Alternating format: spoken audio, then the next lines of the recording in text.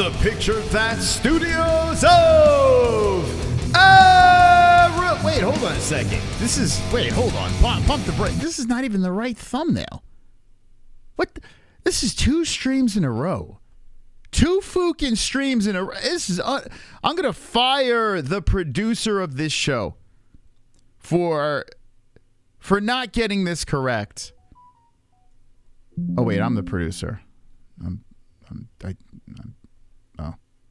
I'm fired. Start again. From the Picture That Studios of Arizona. Dana White's Contender Series Week 6. We're going to see who gets a contract live with the MMA-Holes.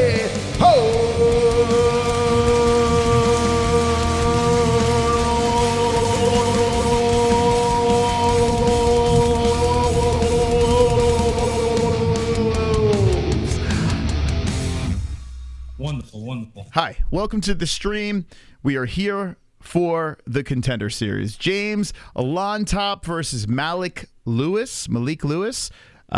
There are 5 fights on this card, and we're going to react to all of them here on the MMA-Holes. If you could do me a favor and hit the like button, that would be wonderful. Hope everyone's well in the chat. Tuesday night, I just finished cleaning up the yard, so hence my appearance. I apologize to absolutely nobody, but I slipped into my wife beater, and I'm ready to perform as we're going to react to this card over here. How you guys doing, chat? You doing all right? Doing okay? Doing good? Everyone's doing well? Good. Shout out to our sponsors, mybookie.ag. The promo code is MMAHOLES for a 50% match on your first deposit. Shout out to Millions. There's a link in the description if you want to support the athletes. ESPN Plus, we have a link in a live chat where you click on that and you can watch the Contender Series. Or you could watch Shevchenko Grasso 2, Grasso Shevchenko 2, whichever way you want to put it. Should be Grasso Shevchenko 2 since she won last time. That's going down this weekend. We'll be reacting to that card. And if you want to watch, click the link, live chat, description. You know how it works. So before I went live, I was on Instagram Live, which I don't typically do. But I was like, all right, screw it. Let's go on Instagram Live and see what's going on over there. And someone brought up the dude from That 70s Show is going to jail for 30 years. I was like, what? And sure enough, he is.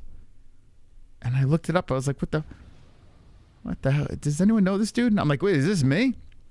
This dude was like doing naughty things to girls, man. So I say lock him up and throw away the key. But the guy from That 70s Show going to jail. Did anyone know this? I had no idea. I got to ask Jessie. I'm like, did you know about this guy? Dude, this guy's he's getting locked up. What the hell, man? I never understood how people, they find fame. He's on a hit show, and then he just goes around and raping chicks. Like, what kind of piece of shit could you possibly be? People are animals, man. It's really weird. Like, you think about it, we take for granted the good people around us, because there are some real sick mofos. So hopefully he gets what was done to him behind bars.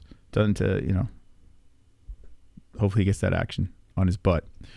And he might like that. And the church tried to cover it up. Yeah, I saw Silent Scientology, which is not really a church. Those aliens. Those are another bunch of animals. Any Scientologists in the chat? Leave. Damn Sausage, you've been changing names more than modern mothers. Haha. At least it wasn't in public bathroom. What, where he performed those naughty things?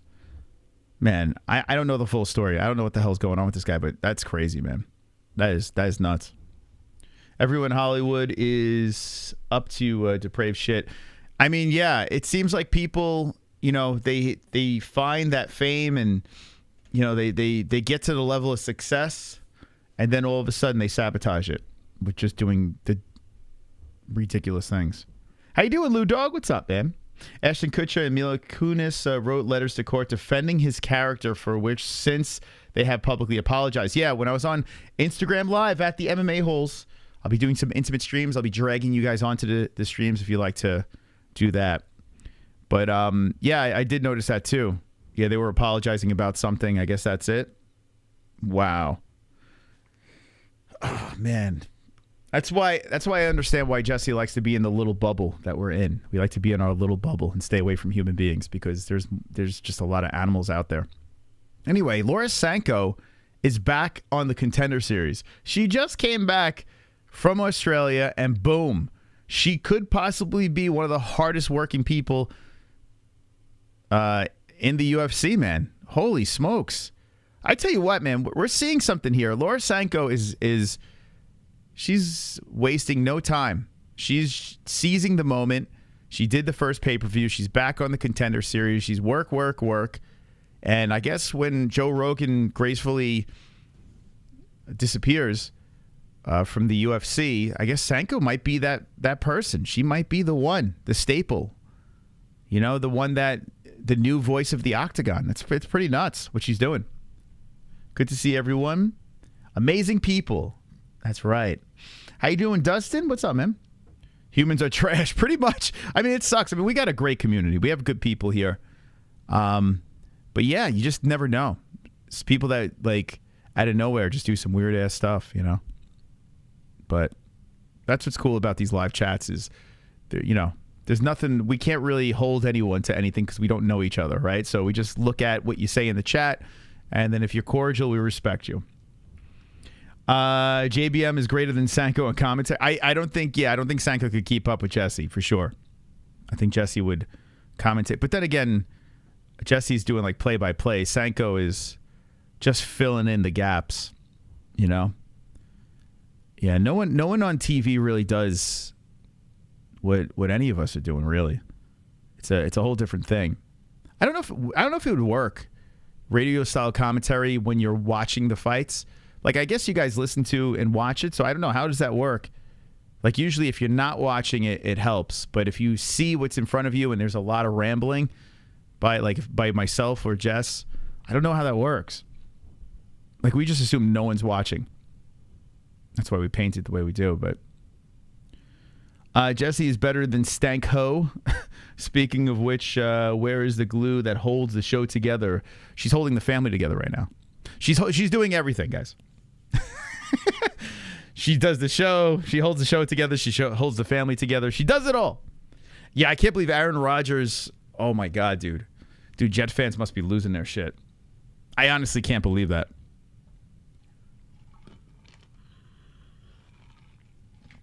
I've been on some toxic streams and the streamer doesn't care. It just instigates. Well, yeah, I mean, drama does it does help. Like if you're doing streams and every time you tune in there's a lot of drama going on, you know, people love drama, you know? People love it. So that's why they do it. Just say commentary. I'm kidding, Moss. How dare you? Shit was crazy. Which part was crazy? Josh Allen.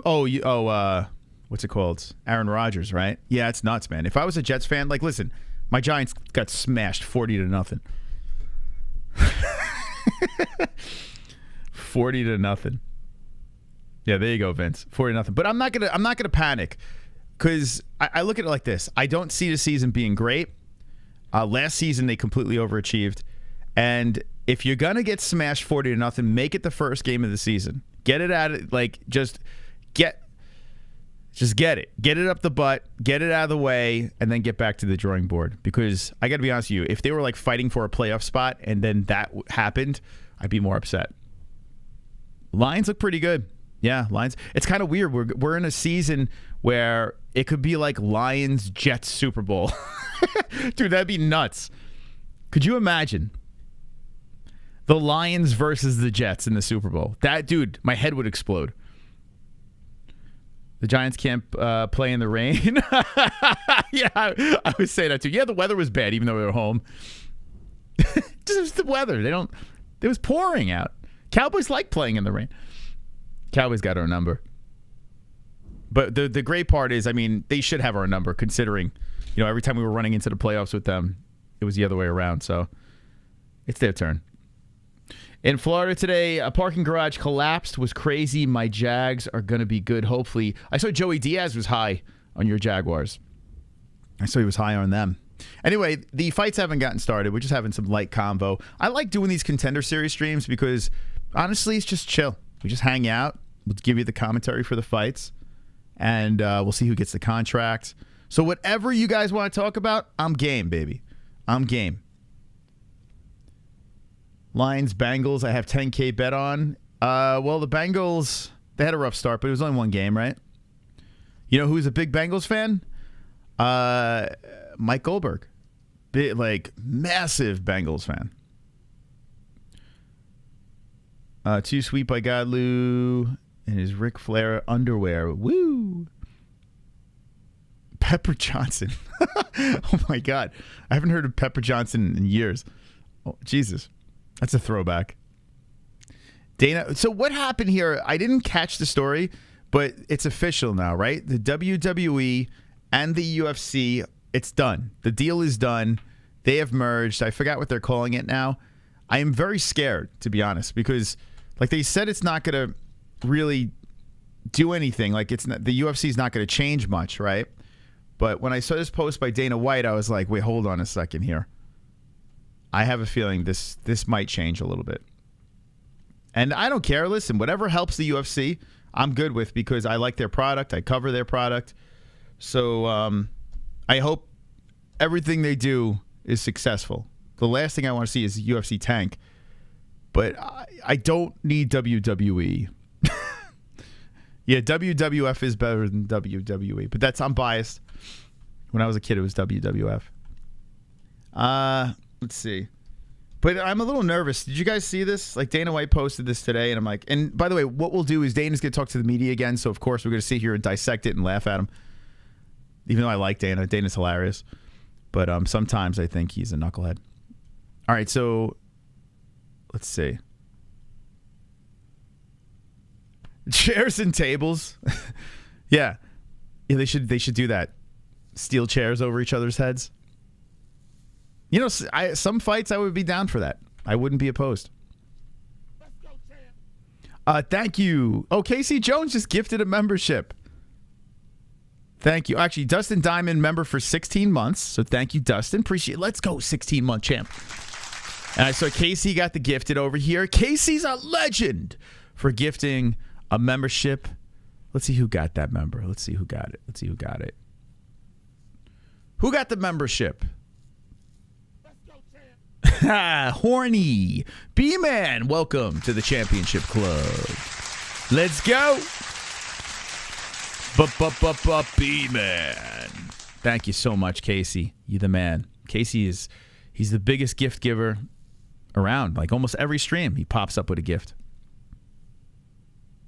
Someone paid $100K for tickets, Jones Stipe. Boy, that person needs their head examined. Did they see the rest of that card? It doesn't even exist. Is that true? It must be nice having that kind of money to say, I got enough. B-Man's been a member. So, whoa!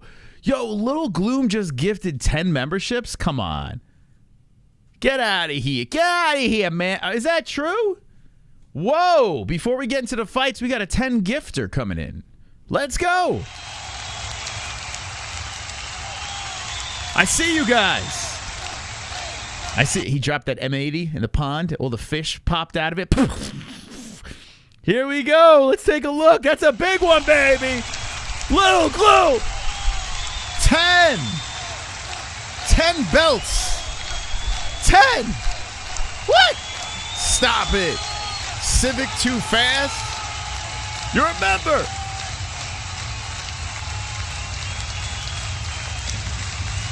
Damn.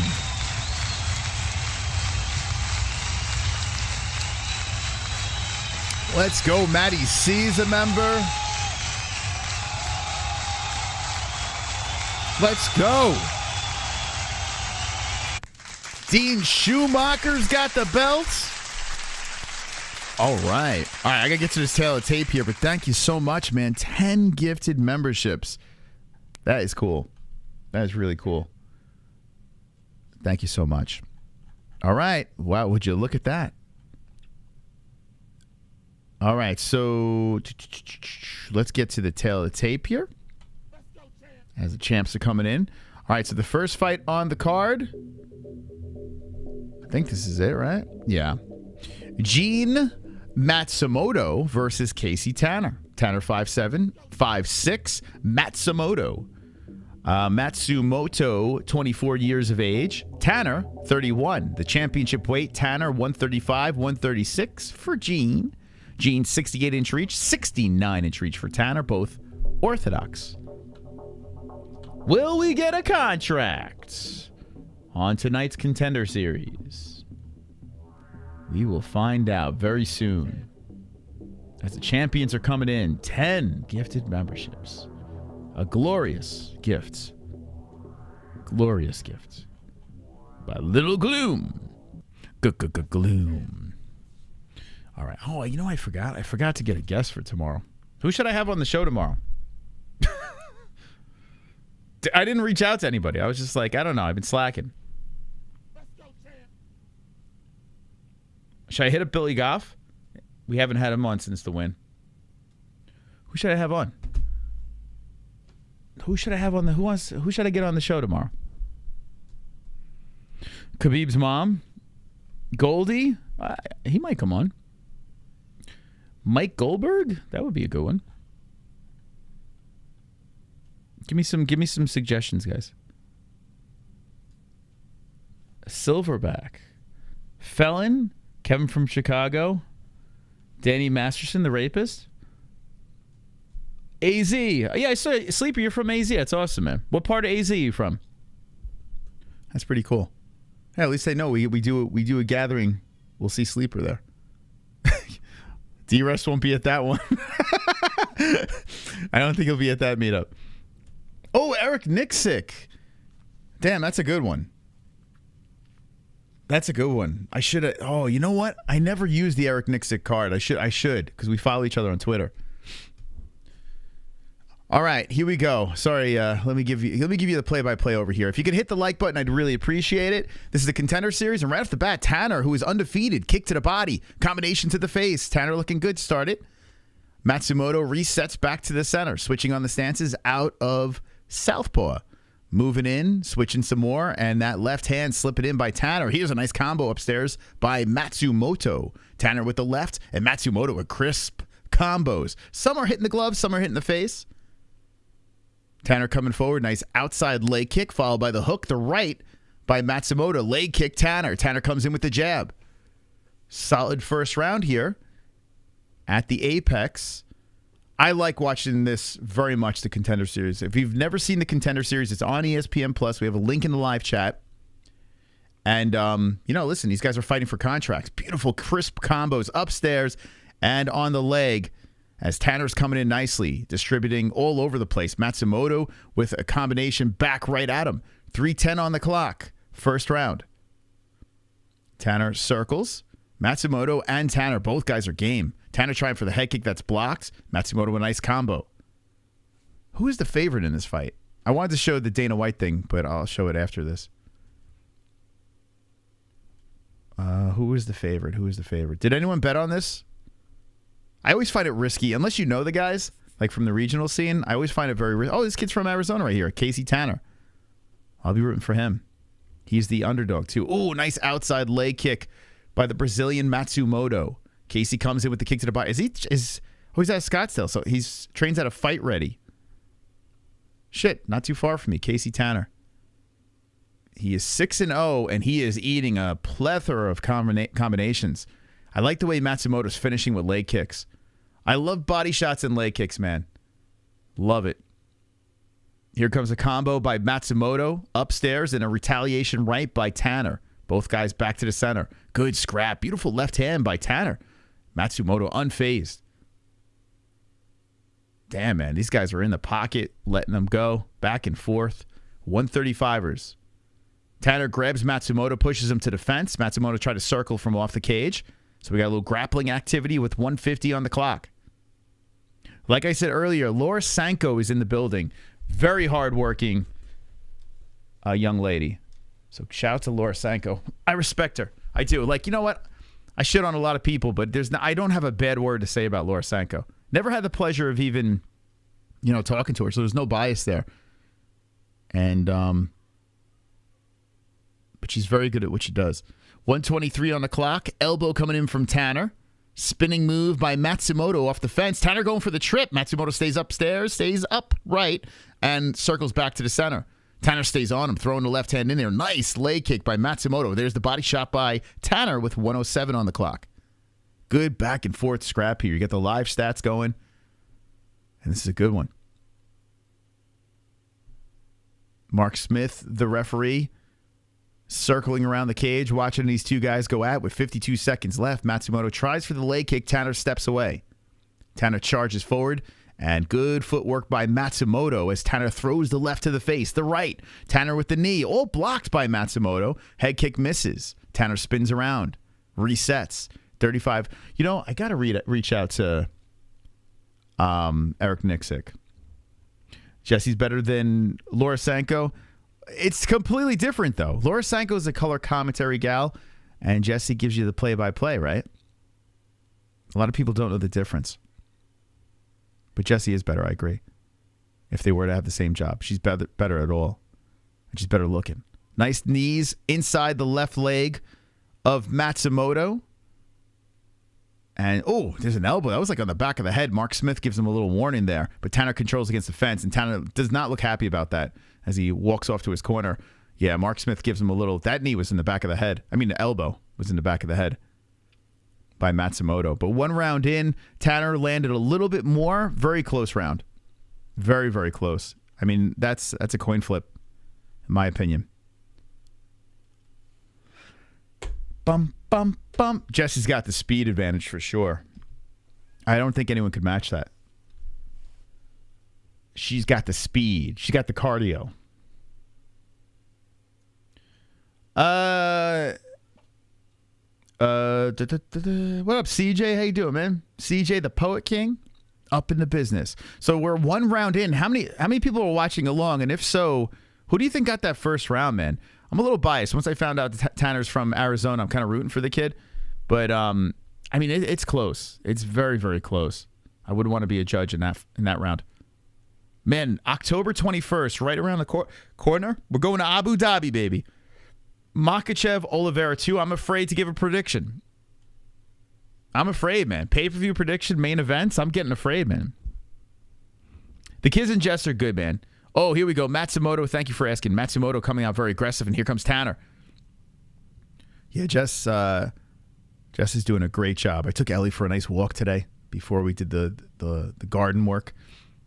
And this kid is so freaking cute, man. She's at that stage where she's talking, and I put together a little video where we went to the aquarium. Just the cutest thing. Nice leg kick by Matsumoto, moving in left and right. Oh, crisp striking by the Brazilian. Tanner's eating him. Man, Tanner's in a rough fight here. Here comes the body shots, followed by the left to the head by Tanner. Tanner to the body again. I love it, man. Keep working that body. Man, Matsumoto is tough as nails, though. This dude doesn't even have a mark on him. He's crisp. He's trying to block these shots coming in by Tanner and separates. Matsumoto trying to charge in with the elbow in the right and missing as Tanner backs up. Tanner steps right back in his face. Back to the middle. There's a right hand by Tanner. Matsumoto with the leg kick. The left leg of Tanner right above the knee. My goodness. It's like raw meat right there from all his leg kicks. Beautiful flurry by Matsumoto as he charges in on Tanner. Here comes Tanner now. Yo, this fight is fire. This fight is fire. There's that leg kick again by Matsumoto. Tanner just walking through it. The left leg is banged up bad. But Tanner's not even showing it. Like, you could see the redness. As Tanner knees to the body, he's like targeting that liver. Matsumoto eating everything, then circling back, and now Tanner pushing the pace. How old is this kid, Tanner? How old is he again? He's 31, huh? Matsumoto only 24. Man, so Tanner's at 31 years of age. You know, once you approach your 30s and you're in the Contender Series, you got to make every punch, every strike count. Nice left hand by Matsumoto. Matsumoto playing it very smart here. Oh, those combinations coming in again by Matsumoto. There's Tanner retaliating with the leg kick, but Matsumoto got the better. Matsumoto is working that left leg. Ouch. And now here comes Tanner shooting for takedown. Stopped by Matsumoto, but Tanner tries to push him to the fence and throws a knee to the body. And there we go. Tanner in control against the cage. 22 leg strikes to 7. And it really shows on that left leg, but Tanner's not stopping. He's controlling against the fence. Now Matsumoto with the underhooks pushes Tanner to the cage. Did anyone watch the face-to-face with Logan Paul and Dylan Dennis? One's in the chat if you've seen that. Jessie's like, are we really going to watch this? I'm like, yes. And the next thing you know, Jess was riveted. Dude, it was such a train wreck. Let me know if you've seen it. It's on the DAZN YouTube channel. I want to know if you've seen that. Here we go. They separate from off the fence, and here comes Matsumoto to the body. Matsumoto showing some aggression with 2 minutes and 3 seconds on the clock. I mean, Tanner's throwing the aggression. Excuse me. Matsumoto tries to retaliate with a head kick, but Tanner is the one moving in now. Matsumoto off the cage, and here comes Tanner with a nice elbow. Man, Tanner's got some good cardio. As a spinning back fist comes in by Matsumoto, he misses. And here comes Tanner with the flurry. Tanner trying to move the momentum back in his favor. And there's a kick to the body by the Arizona resident as he throws in the leg kick. And now Matsumoto upstairs with a flurry. You saw Khabib go, Wes? You saw it? It's good, man. If you like cringe, it's good. I equally hate both of the guys, but I hate Logan Paul even more. He had a little surprise for Dylan Dennis, which was pretty funny. But if you like cringe, watch it. Fool formerly known as BLT. Yeah, check it out. Check it out. It's very cringy. But I was interested. I wanted more. Nice leg kick, and it made me more interested in the fight. So they did a very good job at selling the cringe. 1 minute on the clock. Tanner shoots him for the takedown again and finally gets it. There it is, massive. 55 seconds on the clock, and Tanner finally gets the takedown here as he pulls over a leg. Oh, boy. That's big, man. Let's see if Tanner can get some action done here as he's trying to sit on half guard. Matsumoto's really squirming from the bottom, and Tanner's trying to drop down some rights. This is why I love the Contender Series. These guys are fighting not just to get the win. They're fighting to get the finish in the contract.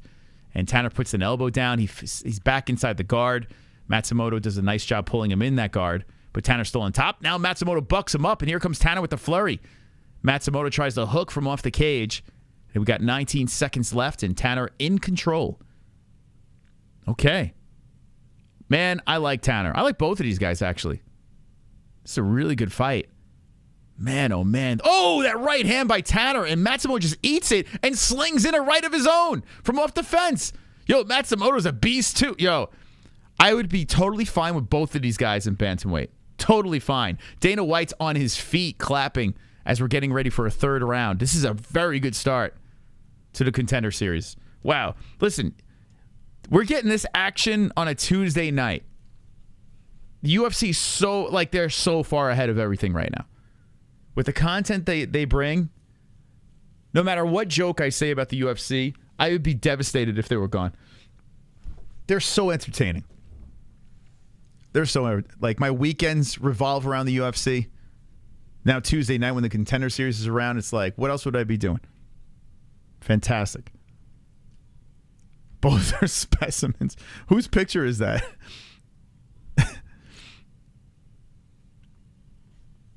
When is the Dylan Paul fight? I don't know. That's a good question. Yeah, I hope it's not against anything. Because I will choose anything over it. But I do have interest. Yeah, right? Scott, this is a great fight. This is, like, really good, man. This fight is, I mean, it is as competitive as you can get. And yes, I do believe it's got to be 1-1, right? Very close. Maybe first round Matsumoto, second round Tanner. I mean, you can make an argument. Tanner, oh my God, here we go. We're starting off right off the bat. Both guys, they're rock 'em, sock 'em. Holy cow. The crazy part is, like, Matsumoto is not showing any damage. Tanner's got that pale-ass skin, so he's going to be showing a lot more redness. But here comes Matsumoto right on the face. Bang, bang, bang. Aaron Bronstetter has Matsumoto 2-zip 2018. But he's a terrible...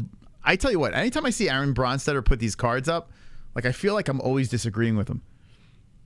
Nice combo again by Tanner. Some hit the arms there, though. Matsumoto playing some good defense here. There's that leg kick again. Every time it lands on that left leg, though, oh, Matsumoto eats one to the body, another one to the body. Again, the kick, the right hand by Tanner. Dude, this is craziness. This is madness going on. Matsumoto back with another flurry of his own on the face of Tanner.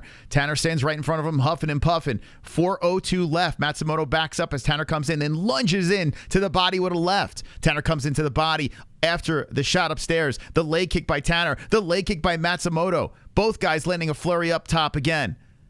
It's just going to come down to the heart and cardio here. I mean, this is nuts. And you could tell Tanner is just like, I mean, he's got to be getting exhausted now. But he just keeps huffing and walking forward. Now shoots him for the takedown again. That's a good shoot, but better sprawl by Matsumoto as he stops it and gets back up, greeted by a knee to the body by Tanner. 3:25 on the clock. Tanner moves in. Matsumoto pushes on the back of the head and shoves him off. Tanner to the rib cage, and there's Matsumoto right back to the well with the leg kick. Beautiful left hand by Matsumoto on the face of Tanner. Tanner puts the left in. Matsumoto with the flurry upstairs. The Brazilian looking really tough here. Oh, man, the Brazilian walking away with this thing now as he is landing at will on the face of Tanner. Tanner's eating a flurry by Matsumoto. Tanner shoots in, sprawled by the Brazilian, stopped, and then pushes Tanner to the fence. 2:55 on the clock, and we got a dogfight here. Tanner pushes off the cage. They reset back to the center again, and they're back to punch face. Oh, that right hand by Matsumoto has Tanner circling and resetting. 2:37. Here comes Tanner moving in. Tanner putting the left to the face of Matsumoto. Matsumoto goes back to the circle. Comes in with the left as Tanner comes back with the right. Matsumoto left hand, 2:25 on the clock. Kick to the body by Matsumoto. Tanner upstairs, downstairs, flurry. But they're just pitter-patter shots. It looks like he's lost a lot of steam on those punches. And here comes Matsumoto with the combo back. Matsumoto slowly coming in. Kick to the body, Matsumoto. Follows up with the left, misses. Kick to the body again. There's an uppercut to the face of Tanner. Matsumoto just a little more crisp here in the third round. Nice flurry again. Matsumoto is running away, man. Tanner's got to get going. What could help is if he could lock up one of those takedowns. There's an elbow by Tanner as he comes in. He's covering the face. Matsumoto goes to the body. Tanner pushes him off. Now Tanner comes in with a knee to the thigh, gets him with the underhook, and Matsumoto pushes off. Says, let's fight. 1:40 on the clock. Matsumoto backs up as Tanner is in the center. Tanner moves forward. The uppercut, left hook by Matsumoto. Lefts and rights flurrying in by Matsumoto. Knee to the body, Matsumoto. Here comes Tanner. Shoots in. Trying to get the takedown. Driving through and just muscles Matsumoto down to the ground. The 6-0 fighter has 120 to get something going here. He's most likely losing this fight, but has a big opportunity. Oh boy, he literally muscled him, willed his way to the takedown here. Is it pouring rain outside? What the hell? It's weird. Now he's back inside the guard of Matsumoto. Man, Tanner's got to get something going. He's got to dominate here. Elbow from the top. Man, Tanner, so he had 7 takedown attempts, achieved 2 of them. And he's working inside the guard. I just don't think it's going to be enough. Oh, there's an elbow from the top. Another elbow from the top by Tanner. Yo, Tanner is a... Yo, give me 2 more rounds of this. Is that rain? Oh, my God. It's like pouring rain in the desert. What's that about? 27 seconds. And Tanner passes over the leg. Half guard on the top. Dude, imagine Tanner finishes him. That'd be nuts. I don't think he will, but... Matsumoto putting pressure on the back of the head, trying to use it as leverage.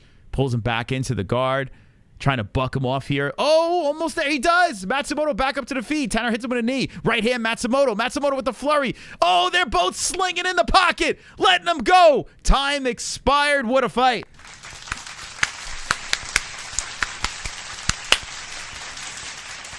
Wow. Dude, I'm telling you right now, you have to give both of these guys a contract. Oh, I did see the Bryce Mitchell thing. Yeah, I saw that. Oh, my God. Yo, Dana White is in the cage. He's in the cage talking to these guys. What the fuck? Never seen that. Dana White went in there and shook both of their hands. They're 100% both getting a contract. Dude, everyone's getting a contract. 100%. That was craziness. Dana literally got in the cage and blew both guys. He pulled their pants down, slid them down to their knees, and sucked the cum out of their dicks.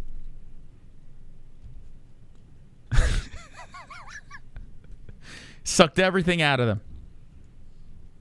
Craziness. I've never seen Dana do that. Matsumoto won. Yeah, Matsumoto won that fight. But it was good. It's crazy. I can't believe Dana just did that. Super chat. Yad. Wonderful, wonderful. Wonderful, wonderful. Hey, thank you very much. You know what? You are now the top fucking dog, yeah? Hold on, let me listen to the scores here real quick.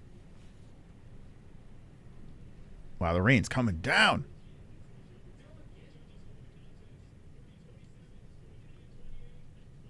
130-27. The rest was 29-28. Yeah, Matsumoto gets the job done. I think they got that right. There we go. Congrats. And thank you, Yad Vav, for donating the $2 and being the top fucking dog, baby. Come on. Woohoo! Yeah! Thank you very much. Wow.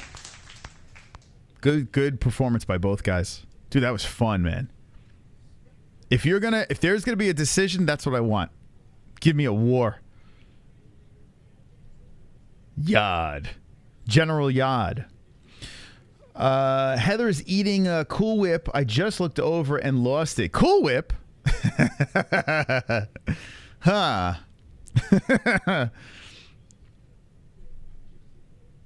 Dude, it's crazy. I want to go outside and start dancing in the rain. That was a master clinic. I mean, that's... You know what? Dana White's going to get on the mic later and it's like, if you come to the Contender Series, this is how you tell me you want a contract. It was amazing. It was intense. It was incredible. Incredible. Get over here. You got a contract. Take your dick out. Let me suck it.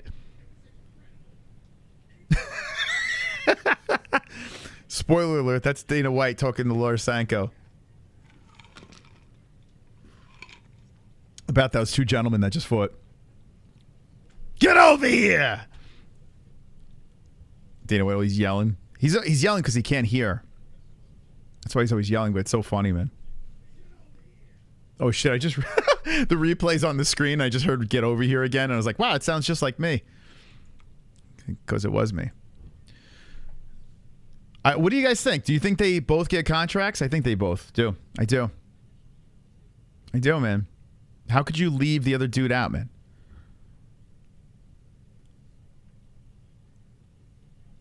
So Laura Sanko interviewing. And then there's that creepy interpreter guy. The translator. He's such a weird dude, man. He's so creepy. Like, I definitely believe that he's on some of those sketch lists. Good fight. Super chat. Yad! General Yad. I want the immediate rematch, please.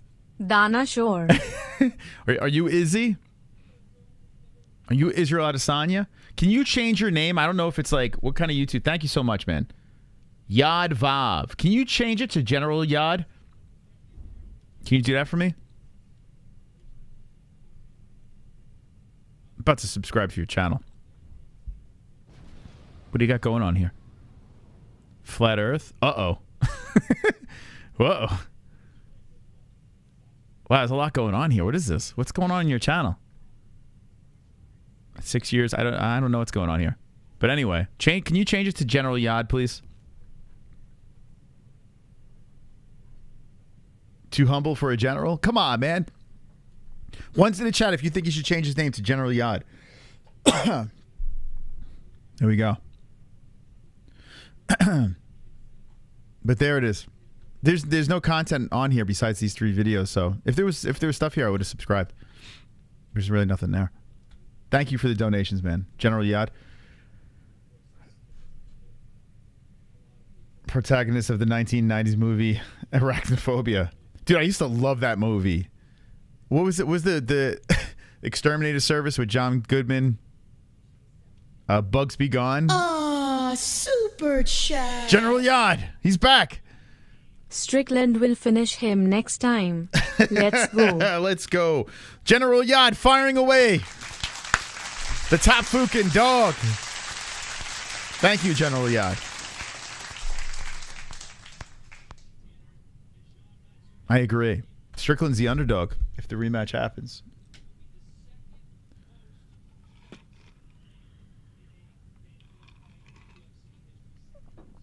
Yeah, I haven't seen Arachnophobia in years, but I remember I used to take my mom's Windex bottles, clean them out, put water in them, and then put Bugs Be Gone on it, and I pretended I was John Goodman, and I was an exterminator. I was like obsessed with that movie. I don't know why. It's a weird movie to be obsessed about. Arachnophobia. Yeah, I did. I literally was John Goodman's character as a kid. I don't know why. Why was I obsessed with that movie? It's a weird movie to be obsessed with. We will never see Jessie again. She's tied up downstairs. She only comes out during IZZY fights. But now that he's lost, you may never see her again. There's General Yad's channel. Go subscribe. This guy who was accused of rape. We just found that out today. And let's put in for monetization now. YouTube, could you monetize us? Please, YouTube, could you monetize? Last stream was still under review. The good news is our fight buddies got monetized and members only. Like, they can't show them. They don't show ads on members only. We got a couple monetized here. It's like pulling teeth. There's a nice little streak. That's a good streak right there. That's actually a good run. And then we ran into Sean Strickland, and then all of a sudden they're like, wait, hold on a second. All right, sorry, I'm just talking to myself. The 70 Show guy, I watched that a lot back in the day. Yeah, I wasn't a big fan, but that kid, Valderrama, was, you know, he had some funny moments, right? Wasn't the biggest fan. I didn't open up the phone lines, disrespect the community. I might have something surprising for Friday, maybe. Fuko Friday. There might be a surprise. Might be. I was throwing an idea around. I might drop it on Friday where the community is involved. So we will see. I don't think Grasso's going to win again. But it's not technically a pay-per-view, so I'll get this one right. I'm gonna go with Shevchenko. I don't want Grasso to win, to be honest, and I'm not even a Shevchenko fan. But Grasso bores the hell out of me, man. Like, I don't know what it is, man. She's just blah. You know what I'm saying? You know what I'm talking about, guys? She's very blah. She's like, eh. I mean, she's kind of cute, but she's blah, man. I want some spice. I want a spicy champion. And people could be like, you hate Mexicans. That's why you don't like Grasso. I would say, you're right. No, I'm kidding. I just think she's boring. I don't know. It just bores me. Who's this talking? So we got a chick fight coming up. I was like, who's this bitch? Who's this girl yapping in the background? Tell her to shut up. And then I realized she's a promo for the next fight coming up.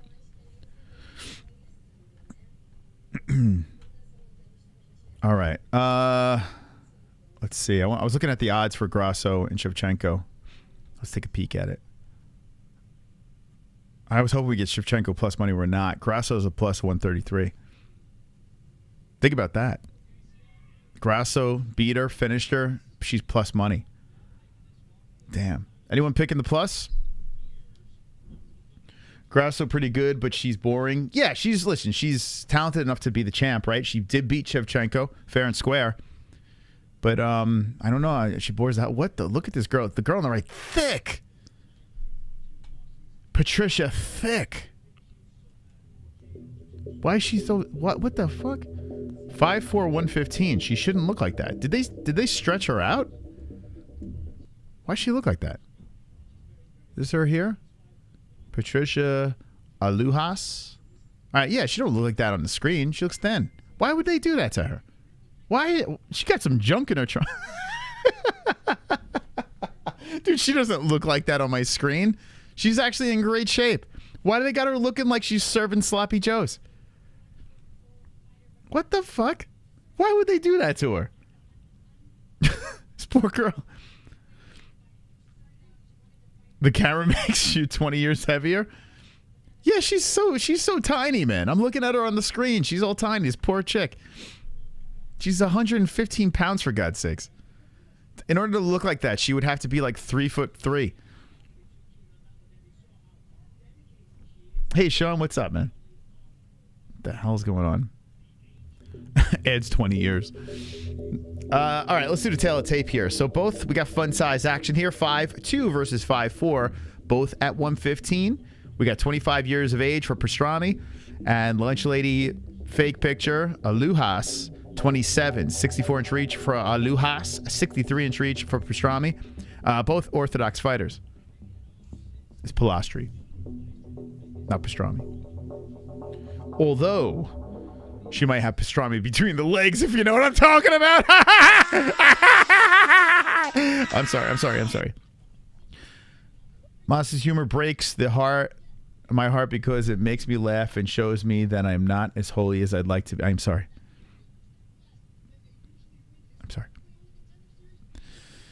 All right. Pastrami. Oh. Right there, feet. Not into feet. Not into it. I don't know why people are into feet. I don't get it. All right. I think Alujas is the more attractive girl, even though they made her thick in this picture. That's what I would go with. So I'm gonna pick her. She's a little more effeminate. She's also a plus 310 underdog. Oh boy. Brazil versus Paraguay. Okay, it's about to go down. Julia Pastrami versus Patricia Alujas. Pastrami S.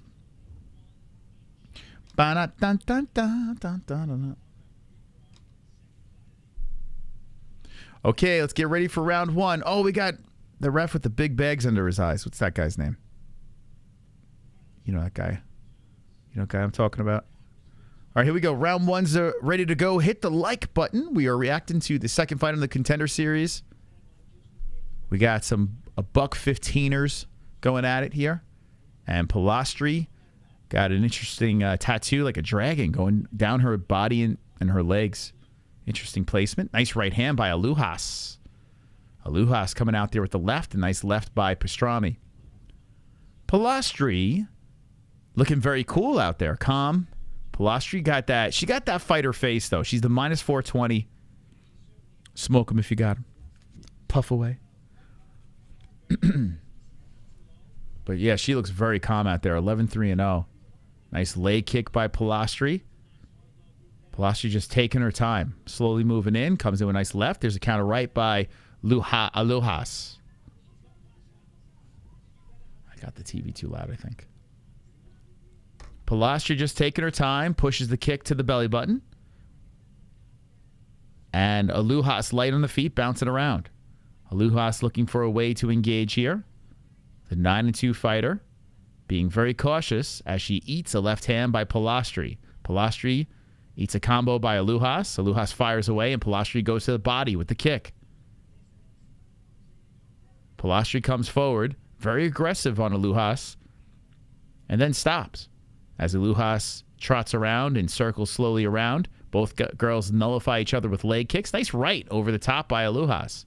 Alujas. Alujasnik. There's a nice left hook by Alujas. Let's go. Pilastri just eats it and keeps walking forward and then throws a jab into the face of Alujas. I don't know if it's Alujas or Alujas. Alujas. I don't know. I'm just going to keep her on calling her Alujas. I don't know. It could be Alujas. Nice leg kick by Pilastri, followed by the kick to the armpit. Pilastri mixing them up. Beautiful left to the chin, but Alujas just punching her way through it. It is a big difference, man, when you see some of these chick fights compared to, like, the technical striking of the dudes. I mean, we're talking light years difference. Oh, there's a nice right by Pilastri. But you know what's fun about this fight? This looks like just a bar fight. Like, it looks like these two are just going at it. They're just fucking swinging at each other. And let's go, ladies. 2:24 on the clock. Pilastri walking forward as Alujas greets her with a left. She flies in with the knee, and the left comes in, followed by a right hand, the Lujas. Patricia looks thick. Yeah, that's deceiving. She's very tiny. Oh, nice head kick by Pilastri, but Lujas got a chin on her. And Pilastri keeps coming forward, fires away with the rights and lefts. Pilastri's coming in very hot with the combos now. 155, and Lujas says, let's reset. Backs up, and Pilastri kicks towards the body. Man, oh, another head kick by Pilastri. Lujas about to get knocked out here. She keeps fighting like this. She's got this, Lujas is a sick bitch, man. She got this, like, smile on her face as she's getting cracked. Dude, she's getting popped by Pilastri. And she's got this smile, this sick bastard, man. I hope she wins. She's just, and the punches she's throwing look like they're doing nothing. Pilastri's just eating them. There's no power by either girl, but it's great, man. 120 left. They both reset back to the center. A kick to the body by Pilastri. Here comes a Lujas. Eats a couple of knees, then throws knees back. They're clinched up. They're tangled, and Lujas lets the combo go, and they separate. Oh, boy. Yeah, both girls just let him go. It was pretty fun. Now, Lujas goes with the overhand right. Pilastri slowly walks in. There's the leg kick. Dude, it just looks like they're hitting each other like crazy, but it just doesn't look like they have enough, juice in them punches. So 43 seconds left. Both girls reset back to the center. I don't see how either of these girls deserve to be on the roster. No offense to the ladies. But it just seems like they got nothing behind their strikes. There's a 1-2 by Pilastri, a kick to the legs, a spinning back fist by a Lujas.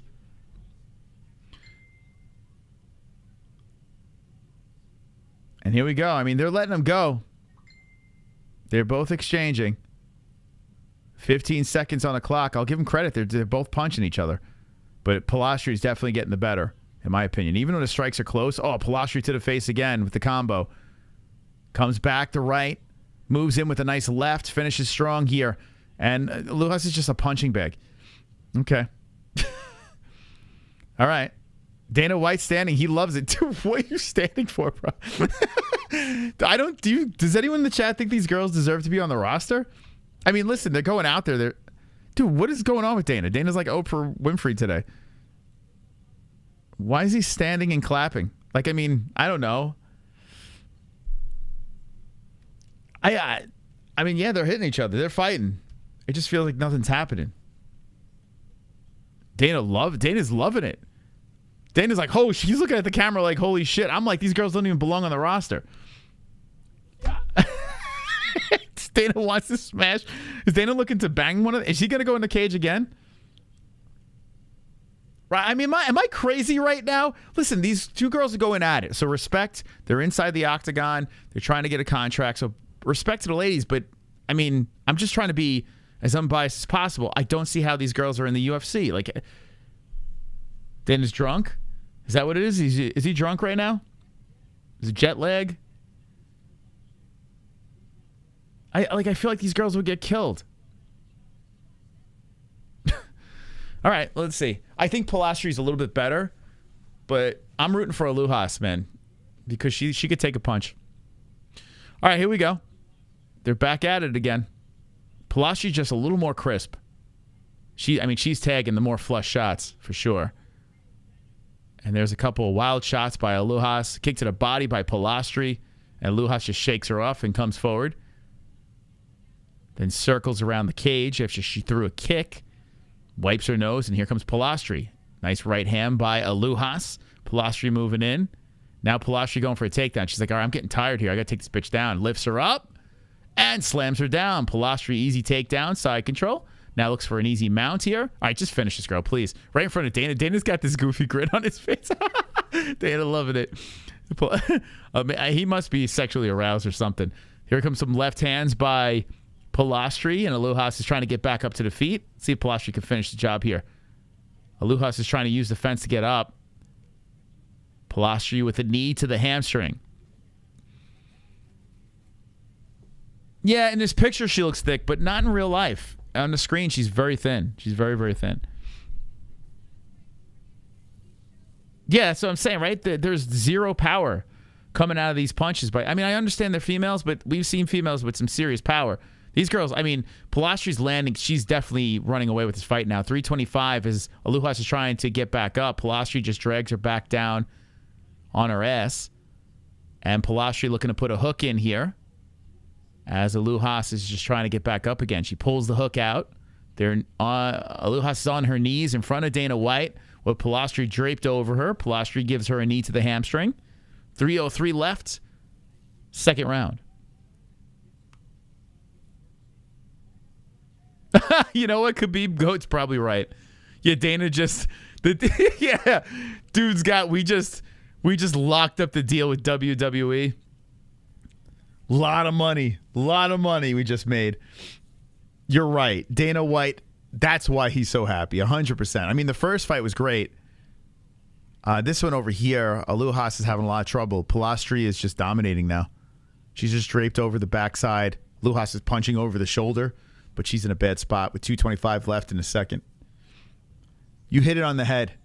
Dana is just, he's still on cloud 9 from the deal. Here's why Dana White's happy.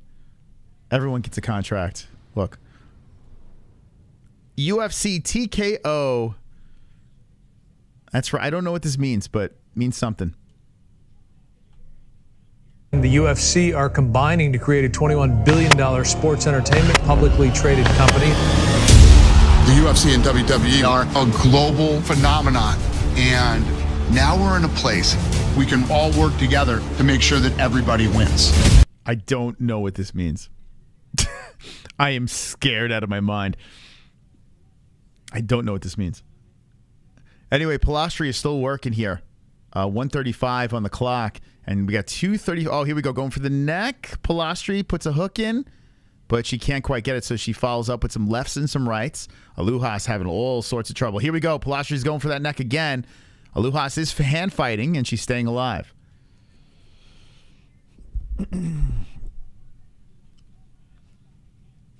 Oh, man. Oh, you think they're doing it because of the legal troubles? Because of the monopoly? That's kind of clever.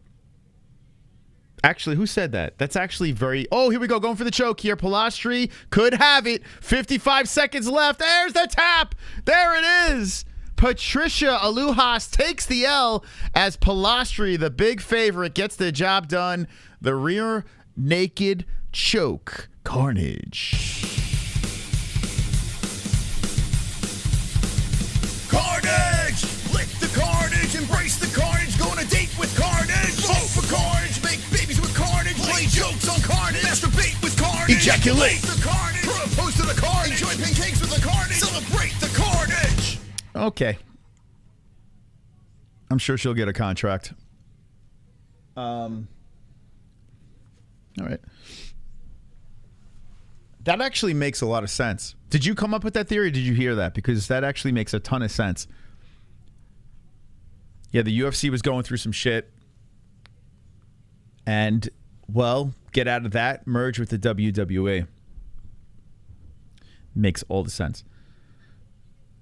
Dana equals Republican, pulling a typical Republican move, scam artist. No, he's working the system. He's being a good businessman. You came up with it? Smart, John Morgan. That's why you get all the first questions. That makes all the sense. I mean, granted, a lot of money, you know.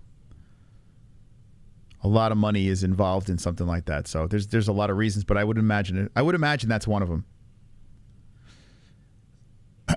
Bankruptcy is a Trump move. Listen, that's a conversation for another time.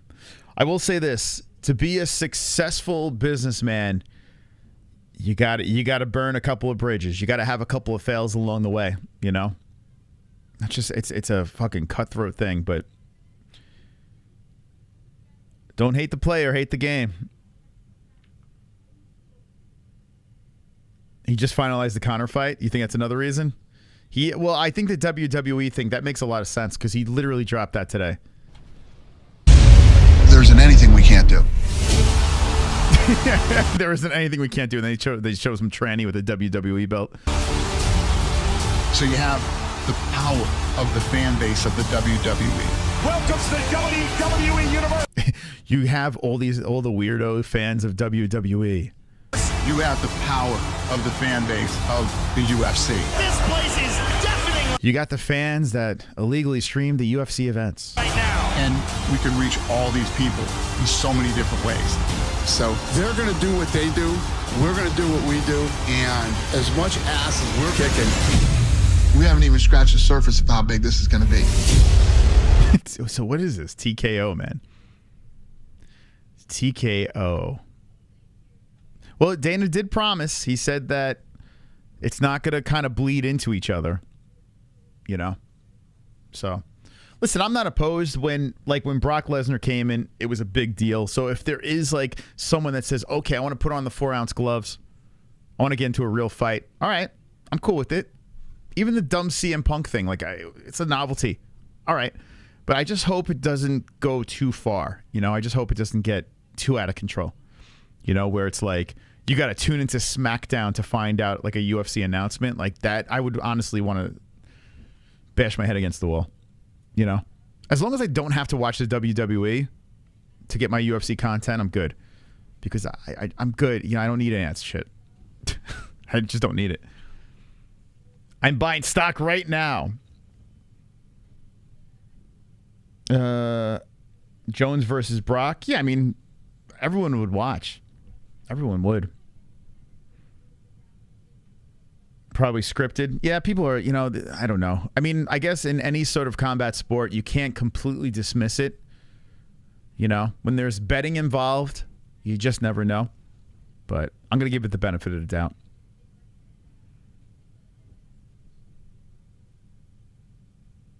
What? I don't need marijuana. The stock symbol will be TKO. TKO. Yeah, so we'll see. We'll see what it means. I did notice a couple of wrestling channels are going crazy over it. So let me just say this. This is great. For me, this is better for a wrestling content creator, I think. You know, if you're a WWE content creator on YouTube, this is great. Because, like, as you get older and you're still doing WWE content, eventually you got to start saying, oh, kill me, you know? So now that it's connected with the UFC, they could now go into our world and play with the adults, you know? I can't. Dude, I have streams about WWE where I get drunk. I had a dislike party, and I made everyone dislike the stream back in the day.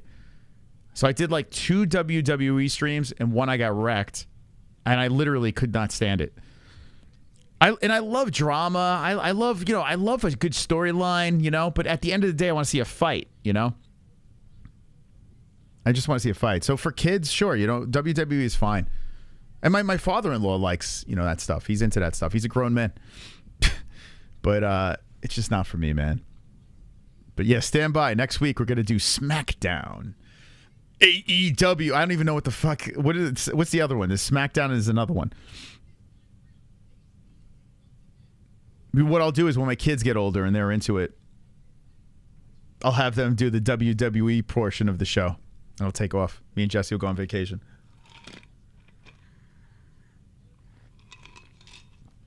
I know WWE fans get triggered when I rip on it, but if you enjoy it, that's all on you. I'm not here to tell you what to watch and not to watch. It's just not for me. SmackDown and Raw Dog. They already announced an event where they alternate. I didn't hear that. But dude, that'd be horrible.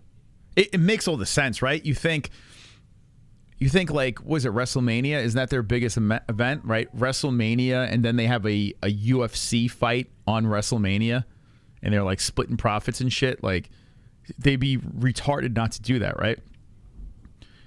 I don't want that. Please don't happen. Fake wrestling in UFC. Like, dude, SummerSlam, is that their biggest one? Which their biggest one? Is SummerSlam bigger than WrestleMania? Or imagine you're at a UFC event. Well, they already did it. They had Jake Gyllenhaal fake fight, right? They already did it. Jake Gyllenhaal was in there fake fighting for the movie. So, I mean, I guess we're not far away from it.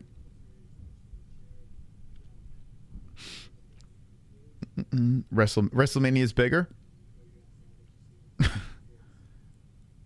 Royal Rumble? Which one's the biggest?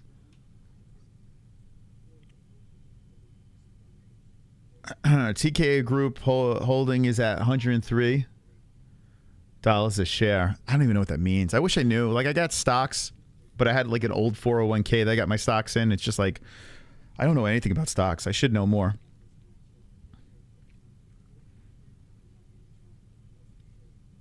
Be telling you how great. Listen, if I gotta sell my soul and cover wrestling, that's how you know things got really bad. That's how you know we hit rock bottom. But anything's possible, right? I do look at wrestling channels. I'm like, how do you guys do it? Like grown men talking about WWE and getting all passionate about it, like storylines and shit. It's like, bro, what's wrong with you fucking people, man? What is wrong with you people? I feel bad for, because I feel like when they turn off their stream, they just start crying. They just start crying. It's like, where did my life go?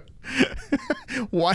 I just talked about, I was gonna say Stone Cold Steve Austin. I don't even know a guy right now. Like, I just talked about John Cena for fucking 3 hours straight. You can't see me. Just crying into the fucking microphone.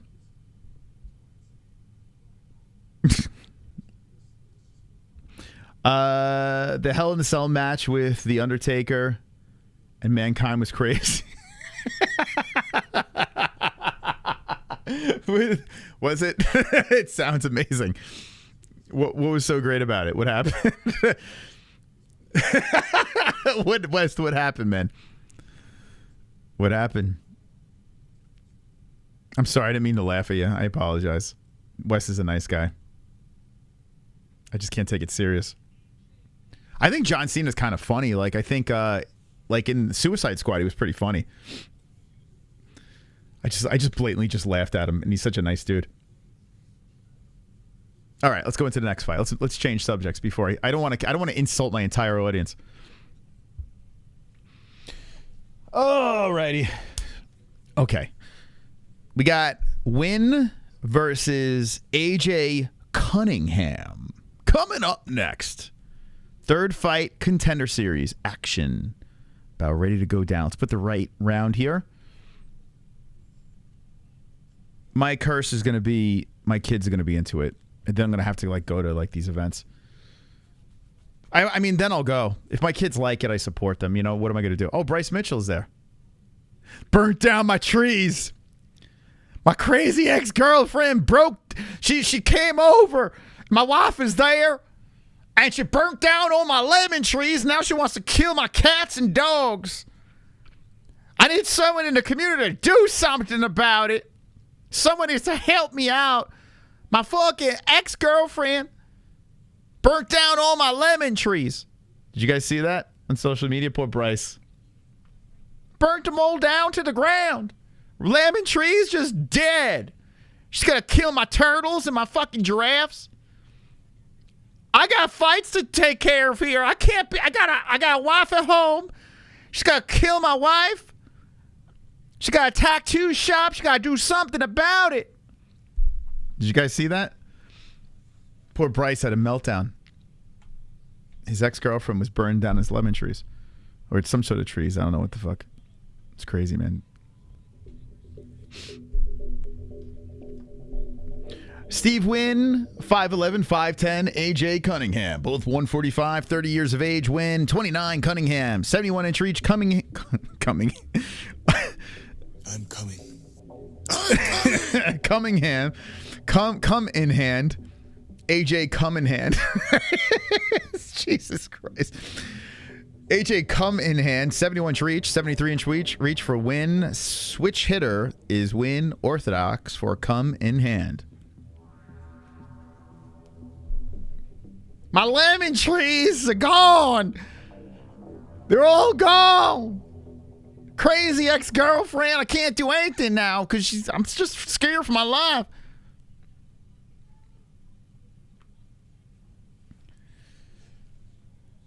Okay. Let's get ready. I'm trying to pull up the Bryce video for those that didn't see it.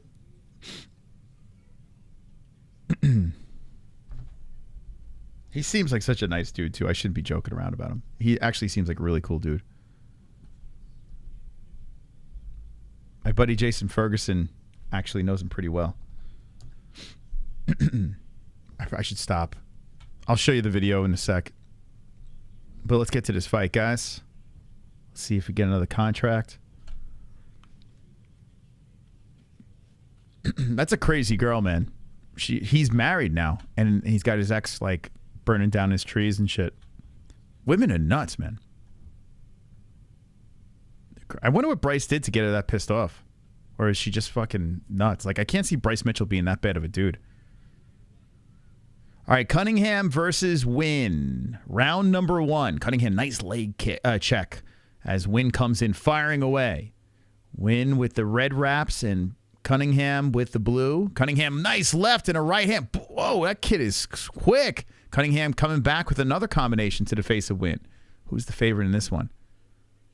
Well, Cunningham's the under. Okay. Wynn takes the jab, puts it to the face of Cunningham. Cunningham 10-2. And oh, there's the right hand by Wynn. Drops Cunningham, and he gets back up quickly as he got popped and knocked down. So Wynn showing some speed as well. Here comes Cunningham with the flurry upstairs. Wynn resets, circles Cunningham to the face, to the body. They collide and separate as Cunningham comes in with the spinning elbow. Wynn hits him with the leg kick. Cunningham returns the favor. Cunningham, good leg check again. The check again by Cunningham. The hands are down by the hips, Cunningham, and that's how he's eating these shots here. Wynn jabs him right to the face, and Cunningham bouncing in place, looks to move forward. So we got Kansas versus Arkansas. So Kansas is Wynn, I guess that's Bryce's guy? Or Arkansas. Where's Bryce from? I don't even know. I would say Kansas, right? Oh, nice flurry by Cunningham. Controls against the fence here with 3:33 on the clock. They separate. Wynn comes back, throws the jab out there, back to the center. 3:25 on the clock. Good first round here. Wynn throws that jab right to the face of Cunningham. Cunningham looks like like Ian Heinisch with AIDS. Wynn keeps coming in with that leg check, but Cunningham is checking them all. And there's a right hand and left hand by Cunningham. Cunningham is game. He's going to make some bread. I don't know if they're lemon trees. There's some sort of trees. I don't know. Arkansas, Alabama, Arkansas. Okay. There we go. So he's with Cunningham.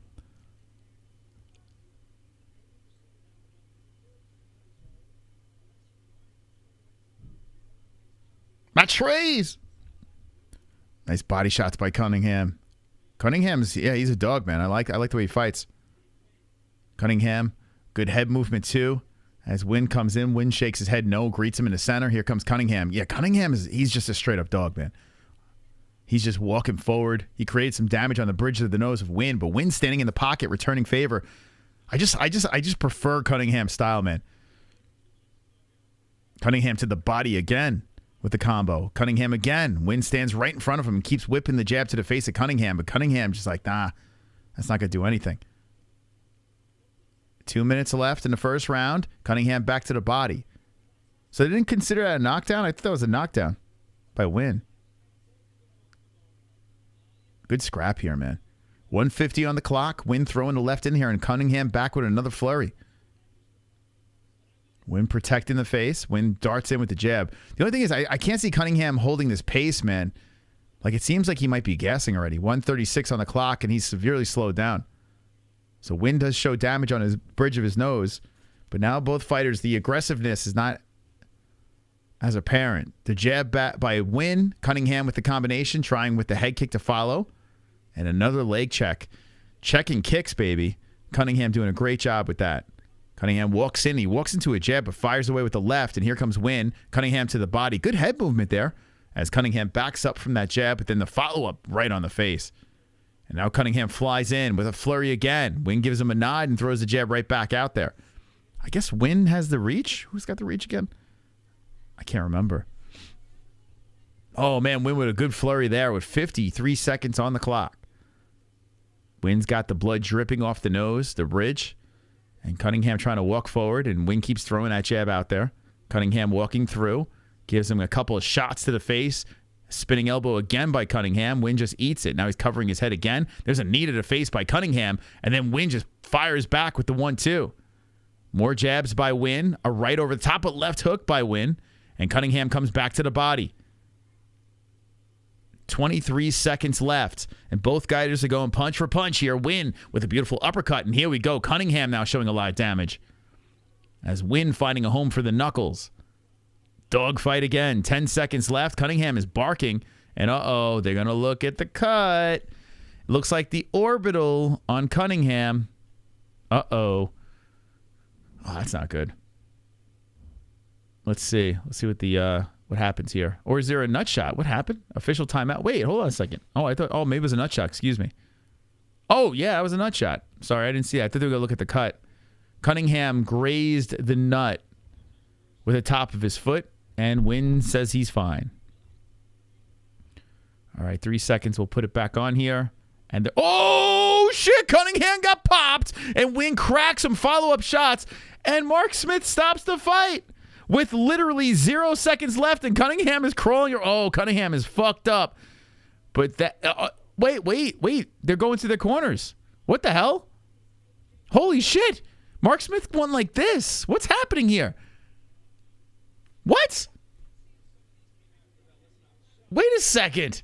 Wait a second. Holy shit, the fight continues. Oh, yeah. 2 shots came after the bell. Yeah, Mark Smith, I thought he stopped the fight, but he stopped it. Oh, my God. Yo. I got to be... I'm sorry. Oh, and the follow-up behind the head. What the fuck? Yo, so after Cunningham got popped, the follow-up hammer fist was right behind the head. Oh, that's fucked, man. All right, well, we're still going. We're still going. I got to be honest with you, after watching that replay, and then there was like 2 follow-up shots after the bell sounded. Mark Smith a little bit late there. Wow. Yo, Cunningham got dropped. That was a weird. So Cunningham has shaken it off, and here we go. We're back in action. That's craziness. Damn. Yo, he's showing a lot of damage, Cunningham, on the face. I don't know if I like this. That shot at the back of the head, too. That's just wrong, man. But here we go. They're fighting again. 4:37. I mean, I understand why Wynn did it. Wynn popped him. He just wanted to hit him. So as Cunningham went twisting down, Wynn just dropped one on the back of the head. Mark Smith a little too late. And here comes Cunningham with the flurry. Wynn fires back with the jab. Imagine Cunningham somehow wins his fight now. Holy smokes.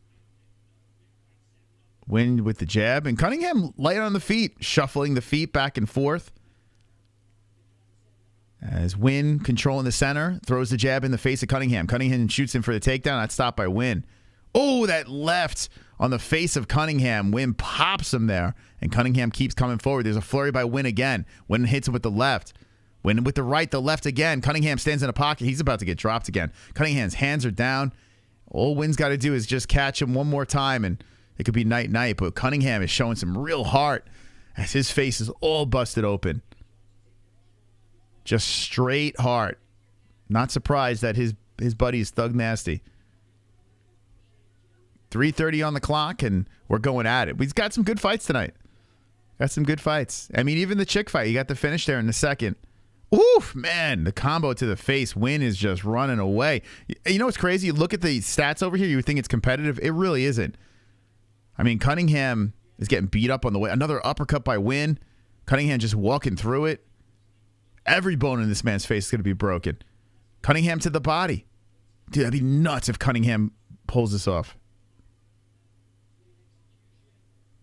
Wynn that jab working really nice by Wynn. So Wynn comes in with the leg kick. That's checked by Cunningham. And Cunningham comes back in there, throws the left in there. The jab working again, but Cunningham dodged that one. Both guys are trotting in place here, 240. Damn. Yo, Cunningham looking rough out there with that face, but he's still standing right in front of him. Trading, both guys mixing it up here as they're both landing simultaneously. As Cunningham goes to the body. Wynn backs up, throws in the jab. I mean, we are pretty much even with strikes.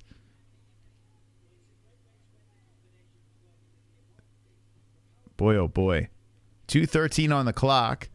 And a body shot, a right over the top by Wynn, then a flurry to the face by Cunningham. Mark Smith watching the boys here. Cunningham he's back in the mix. Cunningham with a kick upstairs, blocked by Wynn. Wynn throws in the left. Cunningham eats one, but fires through it. Nice leg kick following the left hand by Cunningham. 1:50 on the clock. Dude, this fight's turned wild. My God. Oh, the uppercut, the left by Wynn, and Cunningham just eats it right on the mush. Cunningham still walks through, and he's firing through as Wynn is punching. Cunningham's just walking through it and returning fire. 1:30 on the clock. Here comes Cunningham, walks through the jab again.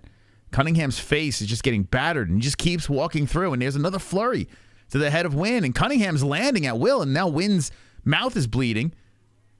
Shit, yo, this is craziness. 1:15 on the clock, and Cunningham is still in front of him. Cunningham's going to get brain damage as he eats another flurry by Wynn. Now Cunningham shoots in for the takedown, and Wynn stops it. They reset back to the center, and here comes Wynn with the flurry, and Cunningham's just eating them again. Wynn pops him, and that, whoa, Cunningham stumbles to the middle. He's really hurt. Oh, Cunningham's eating him again, and Wynn's going for the finish. The ref steps in. A mercy stoppage. Wynn jumps on the fence. The ref said, "I've seen enough." Dana White's like, saying something. But the ref marks it. I think that's a good stop, man. We're in the Contender Series, guys. You don't need to give this guy brain damage. So Wynn gets the finish in the second round. Carnage. Wow. Carnage! Lick the carnage, Holy embrace smokes. the carnage, go on a date with carnage, vote for carnage! Okay. Oh, sorry. Anyway, that was Carnage. Thank you. Thank you, Carnage. Holy smokes. Sorry, guys. Okay, there we go. It was broken. I tell you what, tonight's been a pretty wild night. Pretty wild night. What did you guys think about that stoppage? I think that was fair. Like, if it was a title fight, you kind of want to see, them go out on their shield. But in this, we're in the Contender Series, right? Cunningham is 29 years of age. I don't think he needed to take any more. I mean, Cunningham was ready to die in there. Tough dude, man. Very tough dude. He was still swinging. What, you think it was a bad stop? What's a Contender Series? I think that's fair. I think that's a fair stop because of Contender Series. Now, if we're in a title fight, you can have a little bit of an argument, but I think that was fair. I honestly think that was fair. And I would like to see AJ come back to the Contender Series for sure because that dude is a fucking dog. Absolute dog. Here's his buddy Bryce Mitchell. He's having a rough day. So I'm out of town for my fight, and my coward ex-girlfriend came by my house and vandalized my house yesterday. She destroyed all of my fruit trees. Now, my ex-girlfriend runs a tattoo shop on Booth Street. And for the love of God, if you're not evil and you're not a coward, don't give her your business. I got to admit, listen, I got to pat myself on the back. I think I did a pretty good Bryce before. I think I hit the nail on the head. The tattoo shop on Booth Street, the woman that runs that, came by my place and destroyed all my fruit trees. So don't get the tattoo over there. And let me tell you, I like fruit. Do you guys like fruit? Ariel, I like fruit, okay? And she destroyed all the fruit trees. I've been working on those trees for years, and she came by last night and killed them all. I wonder how she killed them. Did she shoot them? What'd she do? Pour bleach all over them? Like, what did she do? How did she kill the fruit trees? Was she out there with a chainsaw? I'm making this post because this shit is evil. Listen, all joking aside, how long does it take to grow one of these trees, right? It probably takes a long-ass time, right? So if you're growing these trees, you got to be, it's like your babies, right? So for this crazy bitch to go over there and fuck up all those trees, it is pretty messed up, She nagged them to death. You know what she did? She told the trees about her work day, and the trees died of boredom. They died. She just sat there and talked about working at the tattoo shop. She kept rambling about the church tattoos and how rough her day was, and the trees just committed suicide. Trees couldn't take it anymore.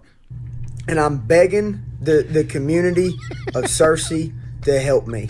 Guys, I'm out of town, and my animals and my wife. She told the trees to pick up their shoes, and the trees didn't want to do it.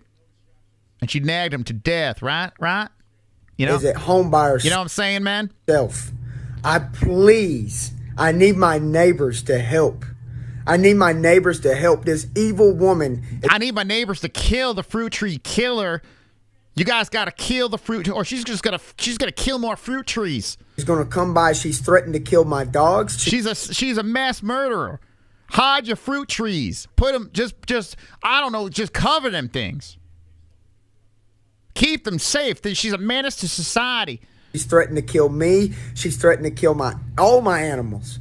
And I'm telling you, last night she came over and killed my trees. Now that my trees are gone, she's going to try to kill me. She's going to try to kill the dogs, or she's going to try to kill Aaron. Dude, this is craziness, man. It starts with the trees, then the dogs next. She's going to come over with Israel Adesanya. Adesanya's going to jerk off the dogs, and then she's going to kill the dogs. And then she's going to kill more trees, and then my wife and me. For the love of God, can the people in Cersei please help me? And she runs a tattoo shop on Booth Street, and that's really all the information you need to know. But I'm going to go there and get a fruit tree tattoo. I'm going to have her tattoo a fruit tree on me. Dude, it's crazy, man. It's craziness. I'm telling you, this woman is evil, and Cersei. Just call the police, bro. If you have evidence of this, call the fucking police. What are you doing? Call the police. She went on your property, destroyed your property. Get her arrested. I don't understand why we take it to Twitter and talking about the fruit trees. Just call the fucking police. Have the crazy bitch arrested if she's threatening your life. Am I off on this? But instead, I'm going to take to social media, calling all people that love fruit trees. I don't even know how, but I need your help. Call the fruit police. Oh, God. Listen, he's probably a great guy. Like, I'm just making this into a bit. I hope the bitch goes to jail. If she killed his fruit trees, I hope she rots in jail. I hope her business falls apart, because that's a fucked up thing to do. But Bryce Mitchell, if you want some advice, don't air out your dirty laundry on the internet. Just fucking go to the police. I need your help, Cersei. You guys want to get together, have a meetup at the tattoo shop? We're going to fight for the right of Bryce Mitchell, okay? Do you guys like fruit? Because I like fruit. Please, that while I'm gone, this woman is going to try to burn down my shit. And I don't know what else I can do about it. But my neighbors, please help me. Just call your neighbors up. I don't understand. Just fucking... Oh, my God. This poor guy. This poor guy, man. The fruit trees. Calling all fruit tree lovers. Gotta do something about this. Yeah, it's fucked up, man. It takes a while to grow a tree, man. It does. So I understand, man. No one should be touching your property.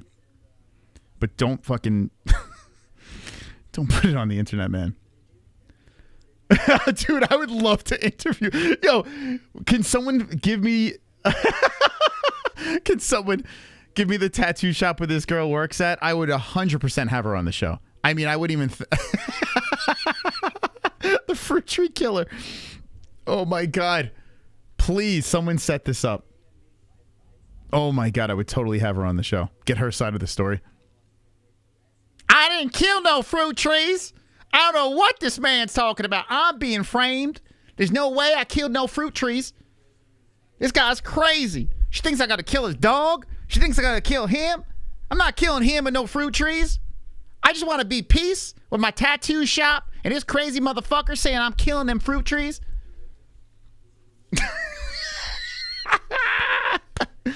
So there's the update on Bryce. There we go.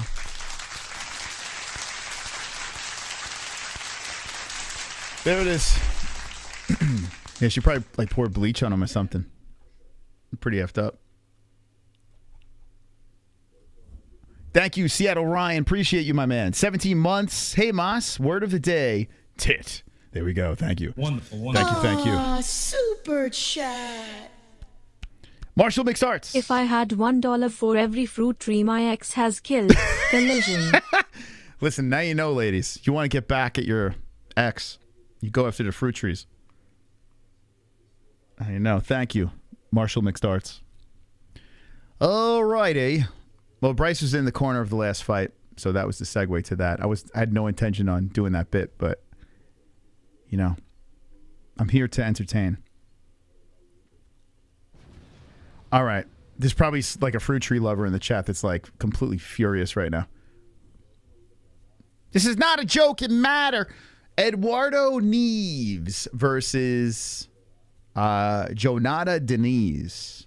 These look like some scary dudes. Heavyweight, big boys coming at you.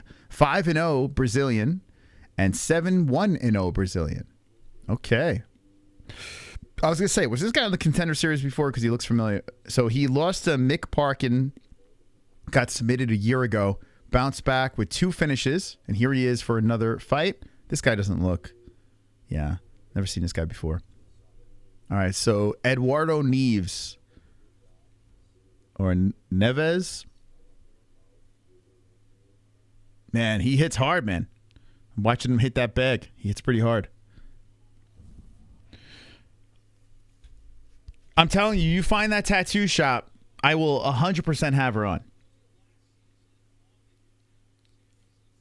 I've had worse on the show. She killed the man's damn fruit tree. Dude, it's like an SNL skit, man. Listen, I am not... I feel bad for the guy. Don't get me wrong. I feel bad for him, but it's like everything he says, you could literally do a fucking bit out of. Like, you could turn it into a bit. He's a wild dude, man. But he's probably a sweetheart of a guy. So. It's just for the content, man. It's just for the content. If I had an olive tree for 4 years, and it will be about 6 more before I can even think of it. Yeah, right. So if you're growing a tree, yeah, because I've looked into it too. It does. It's a lot of work to get that fruit out of that tree. Poor guy's been putting years of work, and this crazy bitch just shows up and starts killing him. That is a psychopath. Who's winning? Me. I'm winning. No one's fighting yet. No one's fighting yet. Hence the stats, and there's no live stats there. But let's show the tail of the tape here for the big boys. So we got 6'4" Diniz. Neves. How do you say this guy's name? Hold on. I don't know. Neves. 263, 6'2". Man. 23 years of age. Man, he's a young dude, too. 23, 6'2", 263. That's a massive boy, man. Big boy, thick.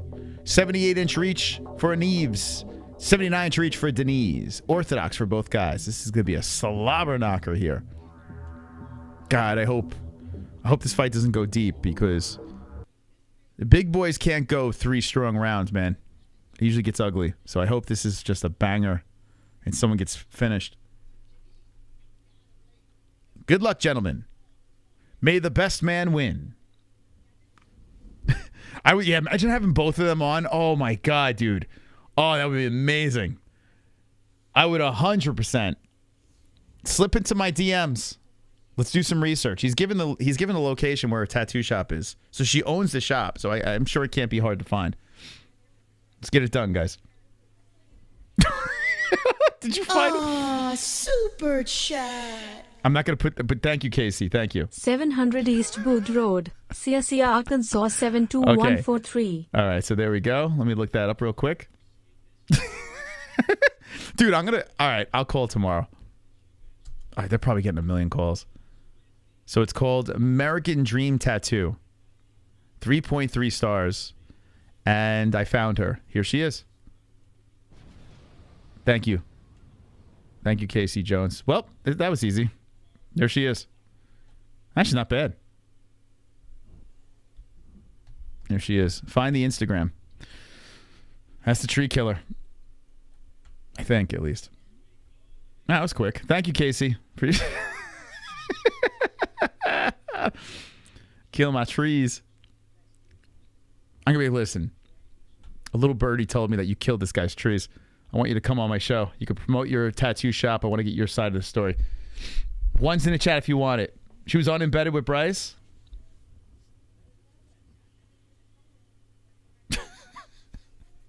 Could you imagine? All right, anyway, sorry. Whoa, spinning head kick by Neves. I'm going to call him Neves. How do you say this guy's name? I don't think this is going to last very long. Neves. Oh, that's right. Okay. All right, so Neves working to the fence with Diniz. Diniz pushes him off. Neves looking to redeem himself. As Diniz looking to stay unblemished. He eats a left hand by Neves, walks forward.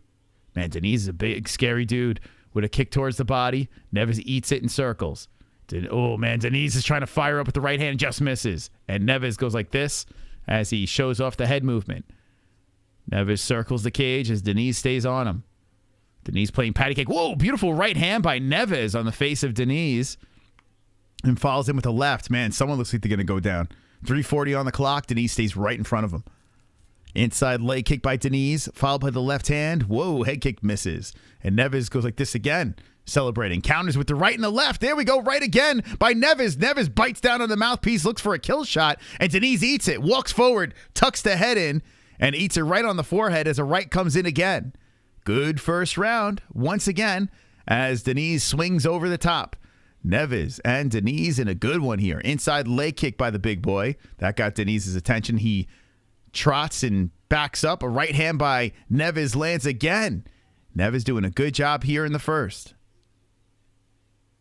Diniz now a little bit more cautious as he charges in, misses, fires in with the right. Another right hand by Diniz as he's trying to push back Neves. Comes in with the right again. Neves tries to grab around the body. And Diniz stays on him, but Neves fires back with the right. 2:45 on the clock.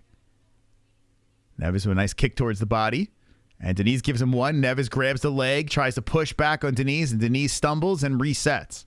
So stops Neves from tripping him down to the ground and fires back with a nice right hand. Oh, another right hand by Diniz on the face of Neves. Neves cracks him back with a right, another right to the face. Man, Diniz got a chin on him. Solid head as he eats some nasty shots by Neves. Then comes in with the knee and the right hand to follow. Whoa, backs up Neves. I think Neves is hurt. He's down with the right. Then pops back up and says, let's go. Wow, Neves showing some toughness. But Diniz is looking for the kill as he fires in with the left and right hand on Neves. 2:05. Plenty of time left in the first round. And Diniz is trying to put down Neves. Neves shoots in for a takedown. That's stopped. And Diniz comes in with the left and right hand on the face of Neves. Neves trying to come in with a flying knee, then fires back with a right. Two of them. Diniz back with the left. The right drops Neves down. He's out cold. Oh, my God. Neves gets broken by Diniz in the first round and his family ripping off their shirts in the crowd. Oh, my God. Oh, my God. Yo, Neves was showing a strong, solid face, holding up, and then just got broken. He just stumbled down to the ground. Diniz gets the carnage in the first round. Oh, boy. Stays undefeated. Carnage! Lick the carnage! Woo! Embrace the carnage! Let's Gonna go! date with carnage! Vote for carnage! Make babies with carnage! Play Oh, jokes man. on carnage! Masturbate with carnage! Ejaculate the carnage! Propose to the carnage! Enjoy pancakes with the carnage! Celebrate the carnage! I tell you, man, the slight favorite. See, this is how you want to see heavyweights fight. I know it's kind of reckless and crazy, but when you got guys this big, oh man, Neves just got smoked. The way he went down like it was like a video game. Like the way he went down so dramatic, Neves, it looked like a video game finish. Good respect by both guys. What a war. Damn, that was a solid fight. Solid fight, man. How old's Neves? Kind of feel bad for the dude. Yeah, he's only 23. Oh, this guy gets another shot at 23 years of age and falls. I tell you, man, he don't look 20. He looks older than 23. Wow, Diniz is crying as he's about to get his hand raised. The Brazilian. Good job, man. How old is Diniz? Diniz was he 30? I can't remember. It doesn't even say here. It doesn't say. Good win. That was a good fight. That's my kind of heavyweight fight, man. Get on Diniz nuts. I mean, we're talking every fighter's going to get a contract. In the first fight of the night, don't be surprised if even the loser gets a contract. Don't be surprised, man. That was a war in the first fight. Finished the ladies' fight. Diniz stays undefeated now, 6-0. And a nice, big, strong Brazilian heavyweight. Of course they're going to add him to the roster. Coming out of Brazil. Yeah. I mean, that's money right there. So one more fight. It's been a really good night. I want to say thank you to the people that dropped the donos, the gifted memberships, and still the top Fuga dog is a cheap price of $2. If you'd like to be the top dog, drop a donation, try to beat the 2. Thank you guys for the support. Appreciate you. Only 23, he will make it to the UFC eventually. The problem is he got finished both times in the Contender Series. So he's gonna have to tighten it up a little bit. I mean, if he's getting knocked out like this though, this early in his career, this dude's going to have brain damage by the time he's 30. Oh, man, he got smoked. But he tried to make it a fight. He tried to make it entertaining. So credit to Neves. Credit. Found the tattoo shop IG with phone number. Okay. All right. Yeah, I'll call tomorrow.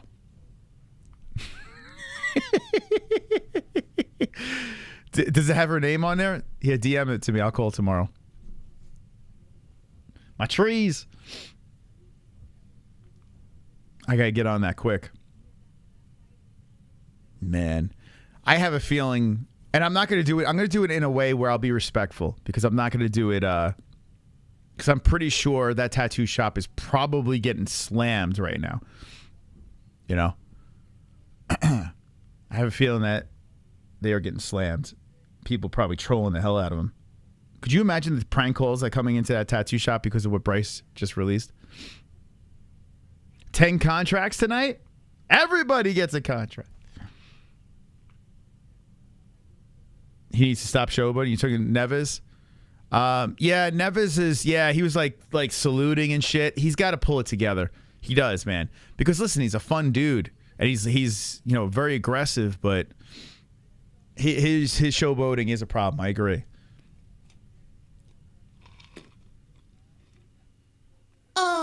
Super chat. Martial Mixed Arts. Diniz has a 6-pack of talls. 6-pack of talls. Yeah, he's got an interesting looking abdomen. He's got a solid 4-pack. Solid. Scary dude, man. Jhonata Diniz. Man, it's so funny watching Laura Sanko. She goes back and does these interviews, then gets back on the commentary team. What is this girl? I mean, this girl must be on a lot of caffeine. Oh, he hurt himself. Diniz. Dude's limping. All right, one more fight until the contracts. And then we'll get a little Dana White action on this program. I want to thank everyone for stopping by once again. Hit the like button, please. And thank you.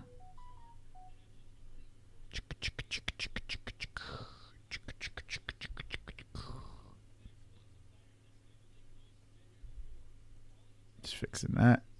All right. Nice. Oh. So, hey, I was wondering if you could do a tree of life and death and maybe have fruit on the ground tattoo. Dude, there was a time I would get a tattoo of anything. I would show up to that tattoo shop and and get a tree. I probably still do. I put one on my leg. Face tat versus face tat. Coming up next. All right, so main events. There's really no main event of the Contender Series, right? It just so happens to be this is the final fight of the card. But on the thumbnail, I put on the 2 top fighters that are fighting, assuming that that's the most interesting matchup. I don't know. So there we go. This is your main event. About to go down. This is week 6. Contender Series once again. Very, very entertaining. Very, very entertaining. You got Malik Lewis, Hard Knock versus Goku. Uh-oh. James... He's the favorite, a lion top. Like we said before, I like doing these Contender Series because, fighters, like, they get the contracts and they watch our show and shit. It's fun. It's cool. But, we make some inappropriate jokes. It's all in good fun, guys. But I got to be honest with you, I can't root for James Liontop because his nickname is Goku. And I just can't support that.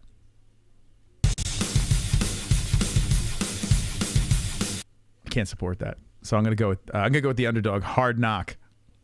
I'm going with Texas. What happened to Matthew Klein Cater? Oh, did I tell you guys Cody Garbrandt rolled up on him? Did I tell you about that?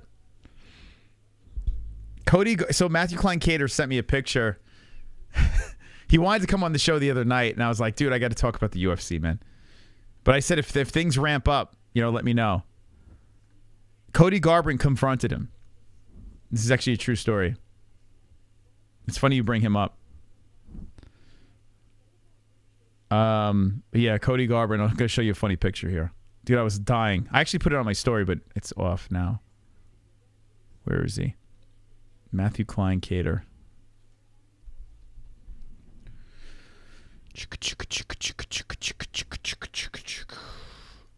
For those of you that are familiar with Matthew, 5 years ago, he was calling out Cody Garbrandt to fight him. And actually, no, Cody started it. Cody actually did start. He really did. And Matthew just kept going with it, and it went like viral.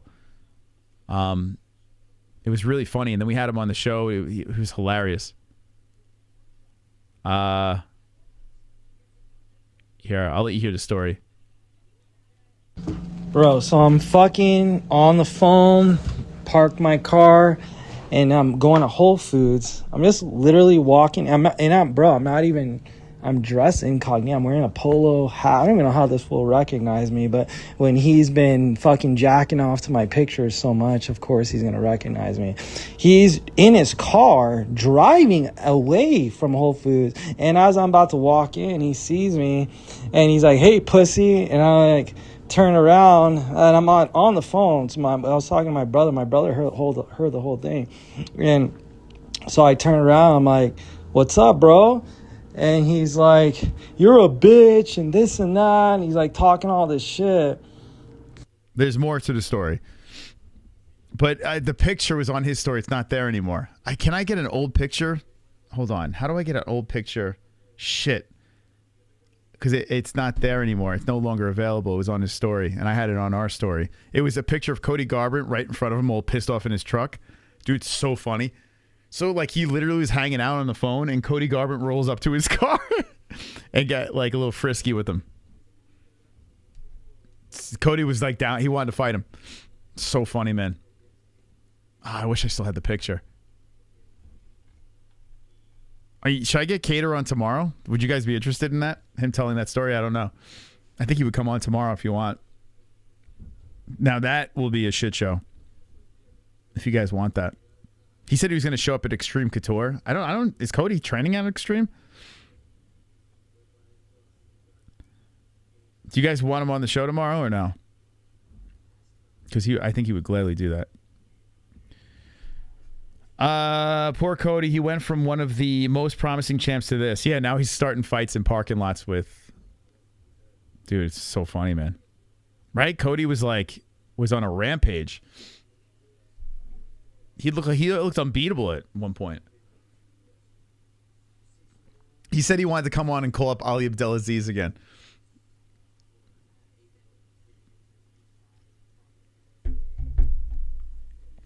Have Cater prank call the tattoo lady.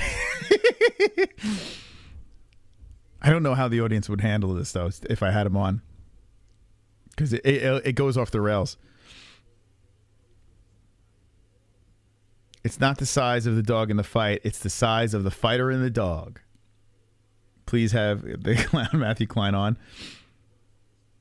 We want the tattoo chick. I don't know if I'll get her for tomorrow, but I'll call her tomorrow. And we'll do that. I gotta figure out her name. Sausage, do you have her name? Let's see. I'm gonna burn the Bryce Mitchell bridge if I have her on, but I'll reach out anyway. I think it's only fair to hear her side.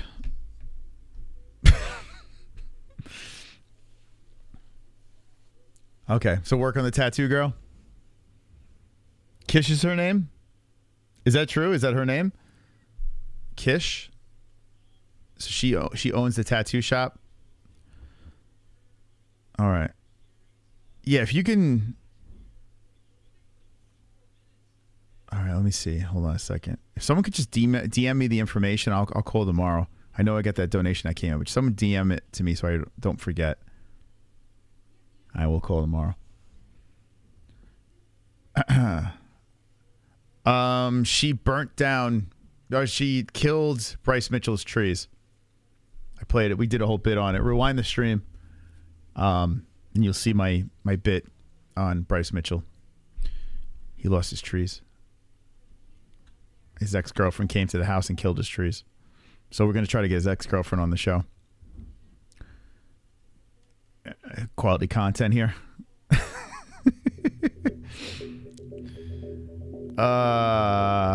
Thank you, Crypto is the way. Appreciate you. All right, I'll call tomorrow.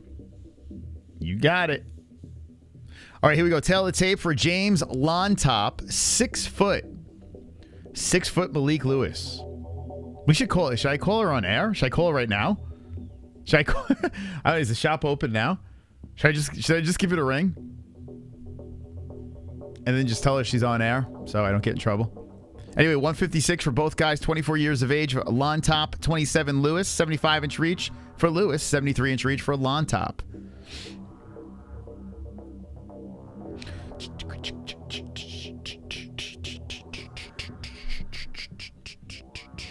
Thinking about it. It would be better though if she was on a video call rather than just her voice though. You know. I'll work on it. I mean, if I had the whole Mark Harley thing, the least I could do is have this. All right, who's gonna win this? Who you guys got? What do you think? Who's gonna win this thing? You guys better hit that like button. This makes no sense. 86, 167 watching. What the hell? What the hell's going on here? Malik Lewis by KO. All right, there we go. KO 6-1-0. Man, there's a lot of experience. There's a big experience gap here. You got 6-1-0. Oh, this dude. Fun fact. So I just found out Malik Lewis was on the Contender Series before. He got knocked out by Trevor Peek. If you guys remember who Trevor Peek is, he's on the UFC roster. He just came off a loss, but he's a lunatic. Trevor Peek KO'd Malik Lewis. Then Malik Lewis just knocked out Paulo Silva. And then you got Goku on the other side over here. James Llontop, who has been knocking out a bunch of people. He is 13-2-0. I'd be shocked if Lewis wins this, to be honest. Just judging by what I see in front of me, but we'll see. We'll see how this goes. Okay, so he's the guy that Peek beat to get into the UFC. That's interesting. All right, so we got Lewis versus Llontop. Llontop in the red trunks and Lewis in the blue.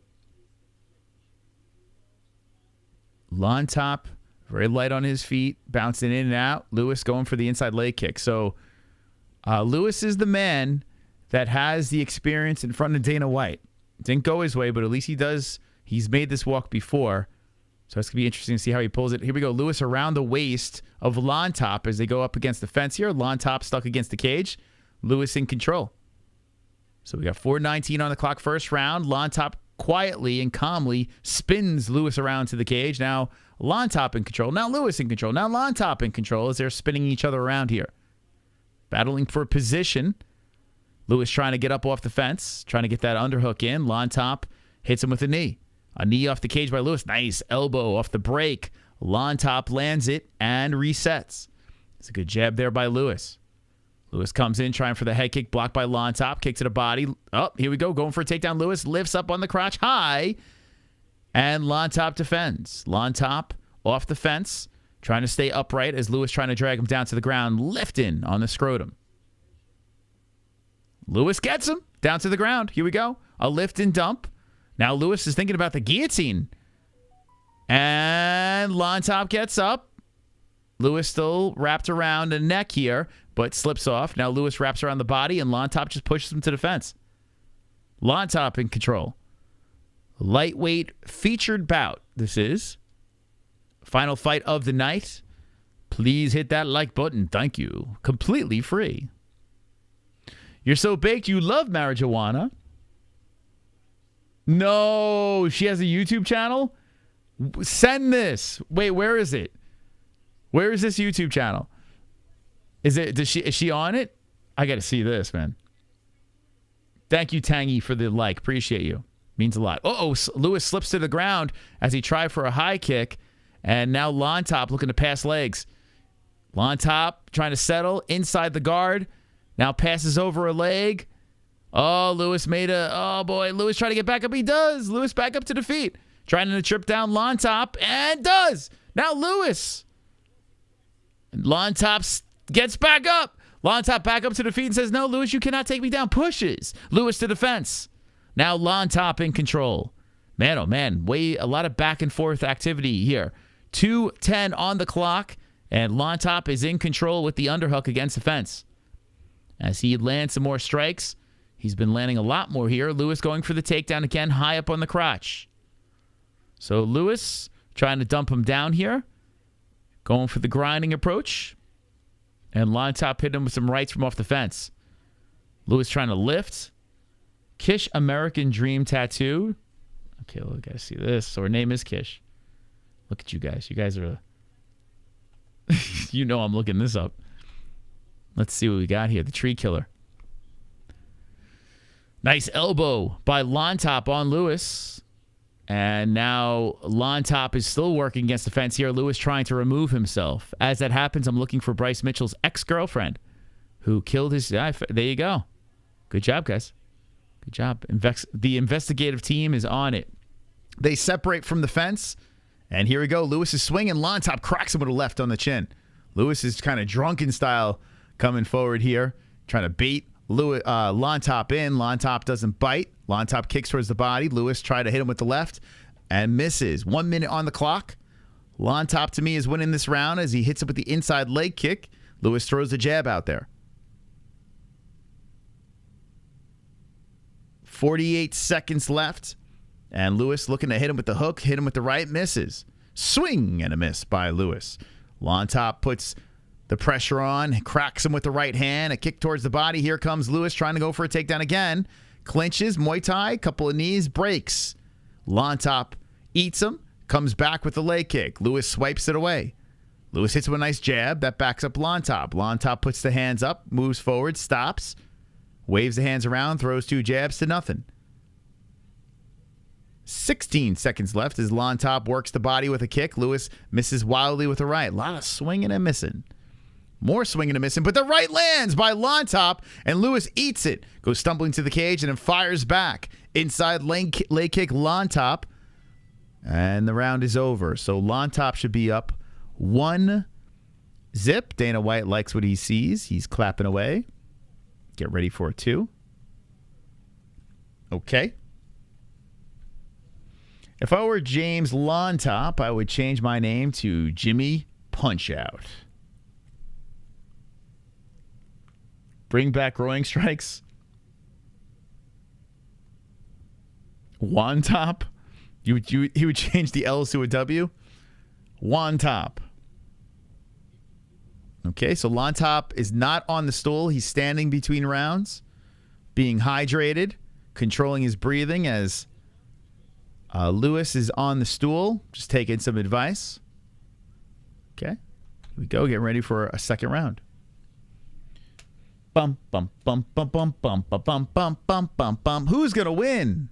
Who's going to win? Who's going to win? Yeah, Llontop looks good. Goku looks good so far. Next weekend, it goes down Grasso Shevchenko, and it's at the MGM. So interesting how they're putting this fight together as a fight night. So we're getting one on the arm. I just got a letter. My ESPN Plus is going up. Is it really? Is it going up? And let me guess. I'm not going to get any extra money. It's just my cut's going to stay the same off of people that use my link. Is that what's going to happen? Well, the good news is I don't know how much longer the UFC is going to be with ESPN. So who knows, man? What's in store for the future? But click the link in the live chat or description if you're going to watch. Entire stream with no Daddy Cowboy. No, Sausage jinxed it. Yeah, top dog is cheap tonight over here. Yod's still a top dog with the 2. So we might be Daddy Cowboy list tonight. Lewis trying to hit him with the flying knee. They spin around. Nice left and right hand by Lewis. Comes over the top with the right. Then a counter left by Llontop. Lewis and Llontop playing punch face in the second round here. Llontop, I still give a edge in the fight. Llontop throws a hook and misses. Lewis throws a left. Nice right hand by Llontop. Right on the beard of Lewis. Lewis comes in with the right. Tries to set up the takedown. And is tugging on the lead leg. Pushes Llontop to the fence. Lifting on the crotch is Lewis. Trying to get the takedown here. He's 2 for 9? Is that stat right? 2 for 9? My gosh. That's pretty wild. And Llontop grabs him, throws him against the fence. Now Llontop in control. 3:15 on the clock. You told her to come on the... I just can't... All right. Thank you, Khabib Goat. I appreciate it. Yeah, everyone spam that YouTube video. When did she put it up? I'm going to show in a sec. Oh, it was 3 years ago. She probably doesn't even check it. First ever blindfolded tattoo. Oh, my God.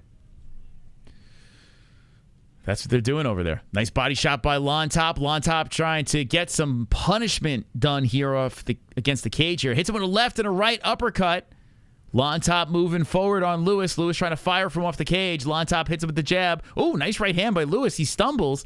Llontop trying to connect with the right. Kick to the body by Llontop. Lewis against the fence, and he's huffing and puffing as Llontop comes in. An elbow. Lewis shoots, and Llontop just pushes him down to the mat. Inside the guard is the favorite with 2:25 on the clock. Llontop in control. And here comes some shots from the top by Llontop as Lewis up kicks. Left and rights come down. Llontop in control some more. 2:10 on the clock. Yeah, it's a bummer they raised it, man. I understand inflation. I get it, but still, like, it just sucks, man. The UFC is way too expensive. Way, way too expensive to consume. Oh, CJ the Poet King. Look at that first ever super chat coming in as Llontop is cruising over here. 140 left in the second round. Elbows are coming down. Llontop trying to get a finish. And Lewis gets on his knees. Llontop just keeping him down and giving him more punishment. Left hand's coming in by Llontop. Lewis is, oh man, he's in a lot of trouble. A knee to the rib cage. Lefts are coming in again. Another knee to the rib cage by Llontop. And Lewis does get back up. Llontop drags him back down. More lefts coming in by Llontop. Llontop working on Lewis. Lewis trying to get back up, and Llontop grinding on him, keeping him on the ground and hitting him with lefts. Lopsided.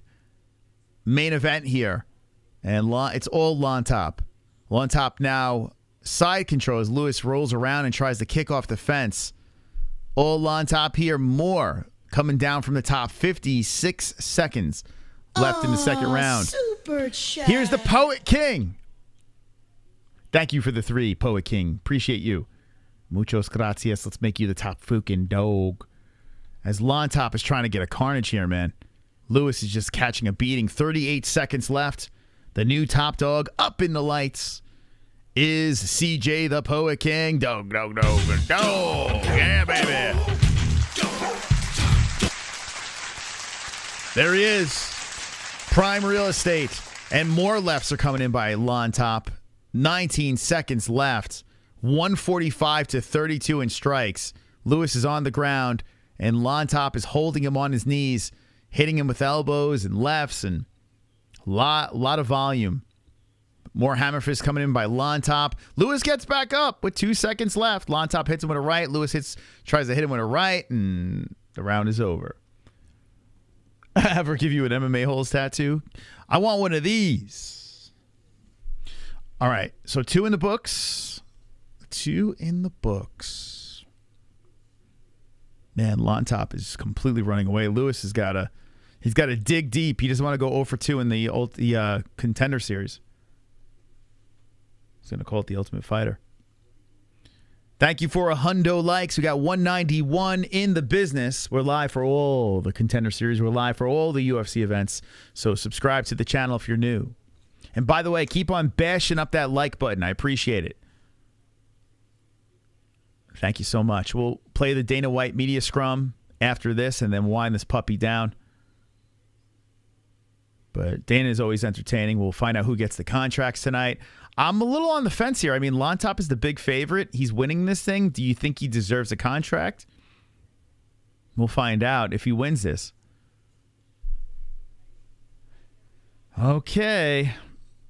Here we go.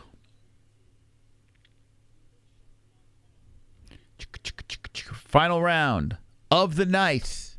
Llontop versus Lewis. Face tat guy will win. Okay, we'll see. It looks like it. Body shot by Llontop. And Lewis he's got to get a finish. He hit him with a leg kick that's checked by Llontop. Llontop moving in, waving his arms around. Llontop's, I mean, he's got to know he's up on the scores, right? So he's got to have like mixed feelings, right? You can cruise this round and just win, or you can go for the contract. It's a weird, it's a weird decision. You collect the win, you might still get a contract, right? But you got to be careful, and you don't want to get clipped. Lewis is firing away. He's looking for a finish because that's the only way he's going to win this fight. And Llontop with a beautiful left hand on the big beard of Lewis. I mean, Lewis got a giant beard to try to absorb some of those strikes. Llontop with a nice leg kick on the left leg of Lewis. Lewis moves in with the jab. Llontop with a beautiful right hand. Now Lewis going for him for the takedown. And Llontop stops it once again. 2 for 12. Takedowns for Lewis. Elbow to the side of the head by Llontop. Oh, Lewis eats a nasty uppercut as he's trying to grab a leg or something. And Llontop just pushes him down on the mat. And here we go again. We're back in the position where Llontop is in control on the mat. And Lewis is trying to get the legs up high. Let's see if Lewis can. No. Llontop rolls him over, and Lewis tries to get back up.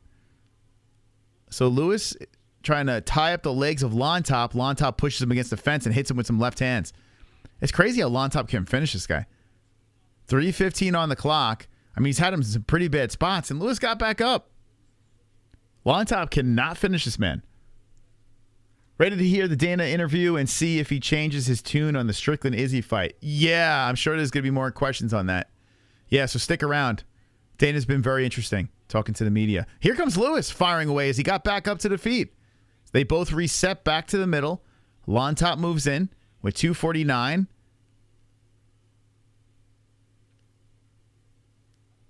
Man, Lewis is just tough. Lewis is trying to get this takedown here, but it just hasn't worked. Both guys back to the center again. Llontop with the leg kicks. Trying to chop him down. Nice left hand by Lewis right on the face of Llontop. Lewis is tough, man. He's a tough dude. 2:25 left. I got to be honest with you. I don't see contract for Llontop. Do you? If Llontop wins this decision, do you guys see a contract? I don't know if I see it, but Dana's been giving out contracts left and right. Llontop to the body, coming upstairs, missing. We got 2:08 left in the third round. Nice elbow. Oh, here we go. Llontop hurt him with that elbow. And here Lewis is back on the knees. But Lewis is eating some more left hands as he's trying to get back up. You think he gets one?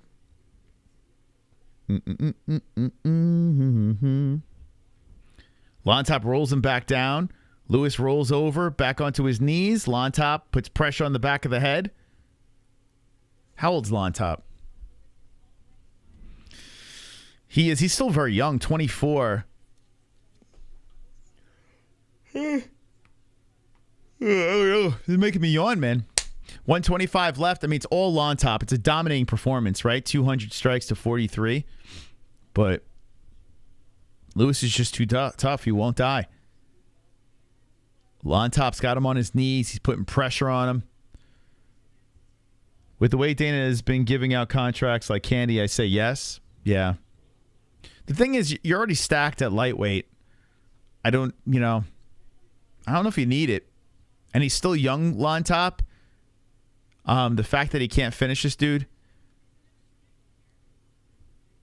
We got 50 seconds left, man.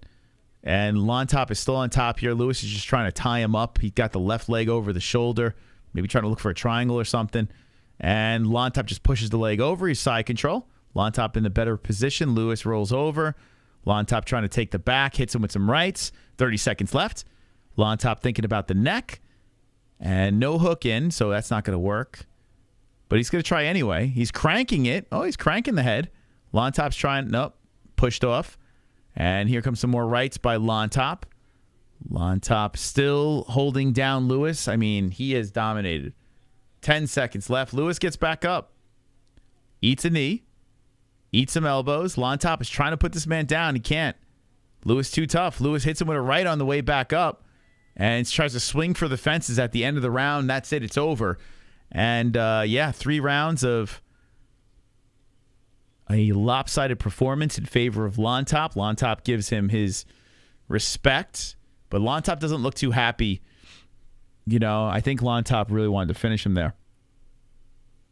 Lewis is durable. I think he would finish most other people. You think so? Goku wins. Yeah, I would say so too. But I got to be honest with you. Like, I mean, listen, he dominated. I just don't know.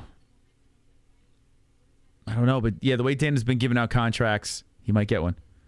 Young kid. Fight's been a bit boring. But yeah, the whole card's been fun. Even the chick fight, we got that finished. Now Dana walks off to the back with his notes. We're going to get his opinion on this, and we're going to find out who gets the contract. So let's move over to the Shark Tank over here and see what he has to say about 5 fights that we just witnessed. I want to say thank you once again to the people that hit that like button. I appreciate you. Thank you, thank you. He almost finished him. I mean, I don't know, man. He had some nice sequences, but I'll put it to you this way. Give me a couple of days, and I'll completely forget who Llontop is, you know? So that's why, you know, listen, I hope all these kids get contracts. You know, these kids are putting everything out there. Hey, thank you, Macro Hard. I like that name. You're a white belt, baby. Thank you for membering up. Another swole member of the chat. Come on, baby. Thank you for the Macro Hard. Thank you, thank you. Appreciate you.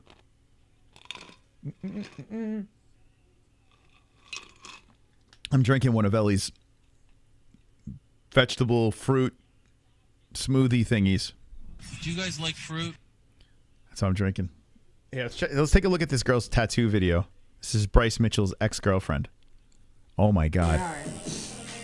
Oh my God.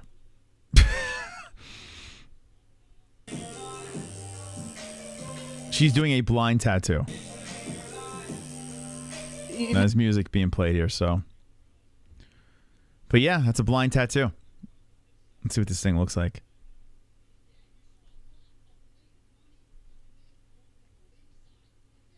Oh my God. She looks interesting. Oh my God, what is this? Oh my God. Dude, what? No way, no way, no way. Dude, oh my God. She's clearly crazy. This is Bryce Mitchell's girl. That's the blind tattoo. What do you guys think?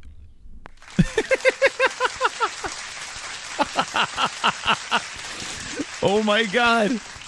Dude, what the hell?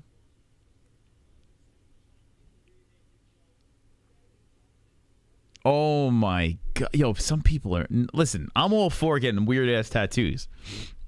And I don't know. Maybe if I was drunk enough back in the day, I'd probably do the same thing, but this is wild. It's wild. Wildness. Okay. Ah, poor Bryce Mitchell. Now I know why he left this girl. She seems all sorts of crazy.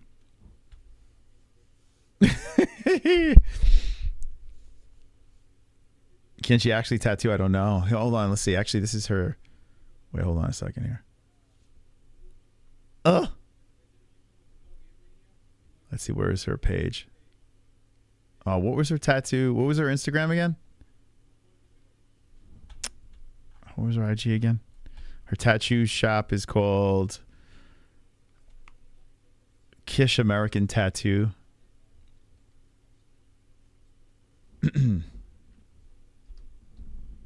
American Dream tattoo. Let's see.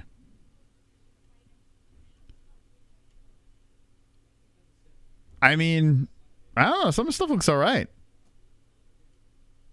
Like, look, this guy's got some interesting physique. But, I mean, lines look pretty tight. I don't know if that's her stuff. Yeah, lines look good. I don't know if that's her work, but it's coming out of her shop. I don't know. I don't know how to judge that, but yeah, it looks pretty clean. I've definitely seen worse. Yeah, it looks pretty clean. If that's her, I don't know if that's her stuff. Oh, hold on. It says, by a Cruise 707. So these are probably other people. So this is one of the people in the shop. Alex Cruz. I want to see her shit. What's her Instagram? Walter Chavez. So this Cruz guy seems like he's all right. What's her Instagram? Inky 707. So she's got a bunch of artists at the shop. But, I mean, they're all right. It's Edgar Mendoza. It seems like she's got decent artists at the shop. Yeah, I don't know what her Instagram is. Her Instagram's in the DM. Could you drop the link in the Discord? She's broke up with Bryce and she's been bitter ever since. Yeah. Yeah, I played the video. I don't know what happened in their relationship, but she killed the fruit trees. She's the fruit tree killers. Yeah, Llontop won. Yeah. I don't know if he's going to get a contract, though. We're going to find out right now. We're waiting for Dana to hit with the contracts, and then we're going to play his media scrum. You know what I mean?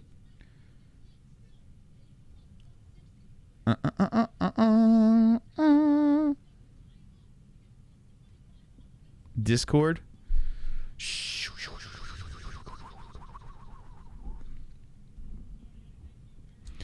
Dana.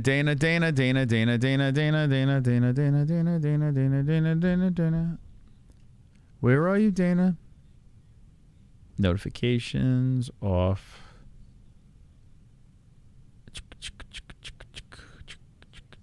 Where's the Discord? Where's the Where's his Bish's IG? He says in DMs. I don't have a DM of it.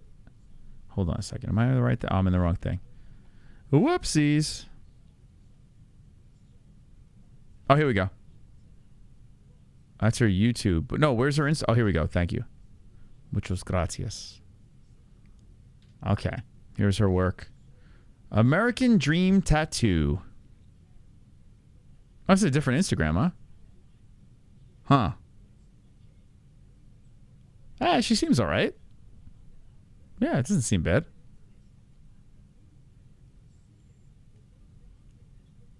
Yeah, not bad. Some interesting tattoos.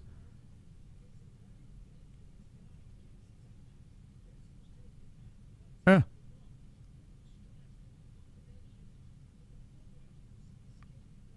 Okay. Tell her to go on the MMA-Holes. James Llontop. Okay, we're going to wait. We're going to find out if they get the contracts, guys. I'm getting sidetracked. You guys are... We're fascinated by Bryce Mitchell's ex-girlfriend. He should be able to move his trailer out of state. Llontop won. Yeah, Llontop for the win. They are okay, not as good as the others. No, yeah. Listen, she's not the best, but I've seen... I mean, listen. I've seen some wild places, man. Win. Dun, dun, dun, dun, dun, dun, dun, dun. I hit the like. Gotta go. Thank you, Kid Combo. Thank you. Thank you. We're going to wait. Yo, stick around for the contracts, bro. We're getting to the good stuff. We're going to find out who got a contract. Okay, here we go. Contract time, guys. You get a contract, and you get a contract. All right, Dana.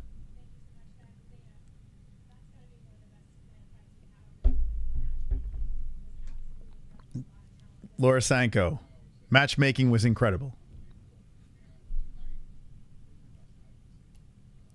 Tonight was the best night of the season, Dana says.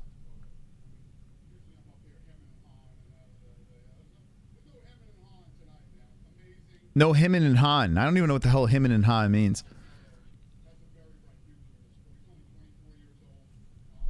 24 years old.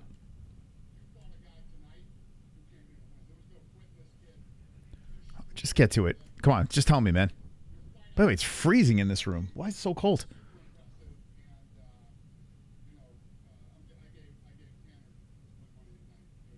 They gave Tanner his win money tonight. Oh, okay. He said, Matsumoto, welcome to the UFC. So Tanner got win money, but no contract. So he got win money, no I don't know. What is the win money? $50? What What is the win money? So Tanner gets in. I mean, Matsumoto gets in. Pastrami, what do you got?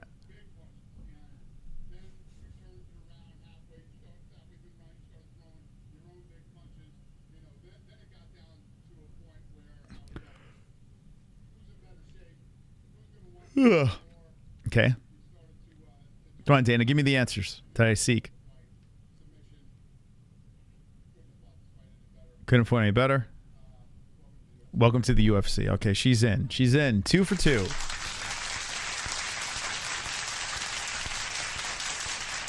Win. Here we go. Steven Win. Incredible fight, guys. 5K, is that the bonus? Just like a prostitute? I mean, it is a... oh, wow, 74 degrees here? What does Jess have the air on, though, man? All right, wins in.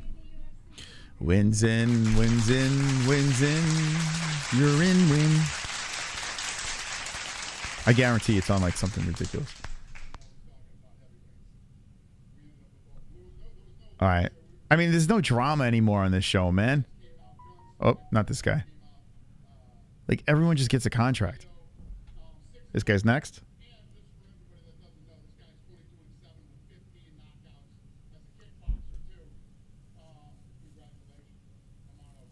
You're in. You're in. Diniz is in. All right, this is going to be the interesting one. Llontop. He got the win. Okay, here we go. How do I live up to all these fights?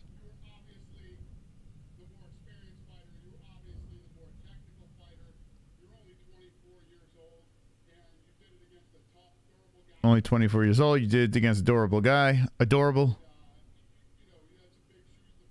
Well,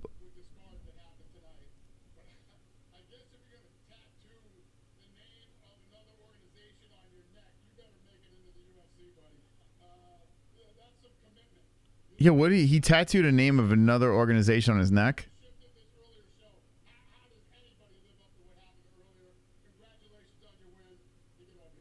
He's in the UFC too. Okay, he's in. Oh yeah, he got FFC tattooed on his neck. All right. Hey guys, do me a favor. Here's our Twitter. No, that's Bryce Mitchell. Here's our Twitter over here. If you retweet this post, we'll follow you back. How about that? This is our Contender Series post over here. And if you're already following us, just give us a retweet.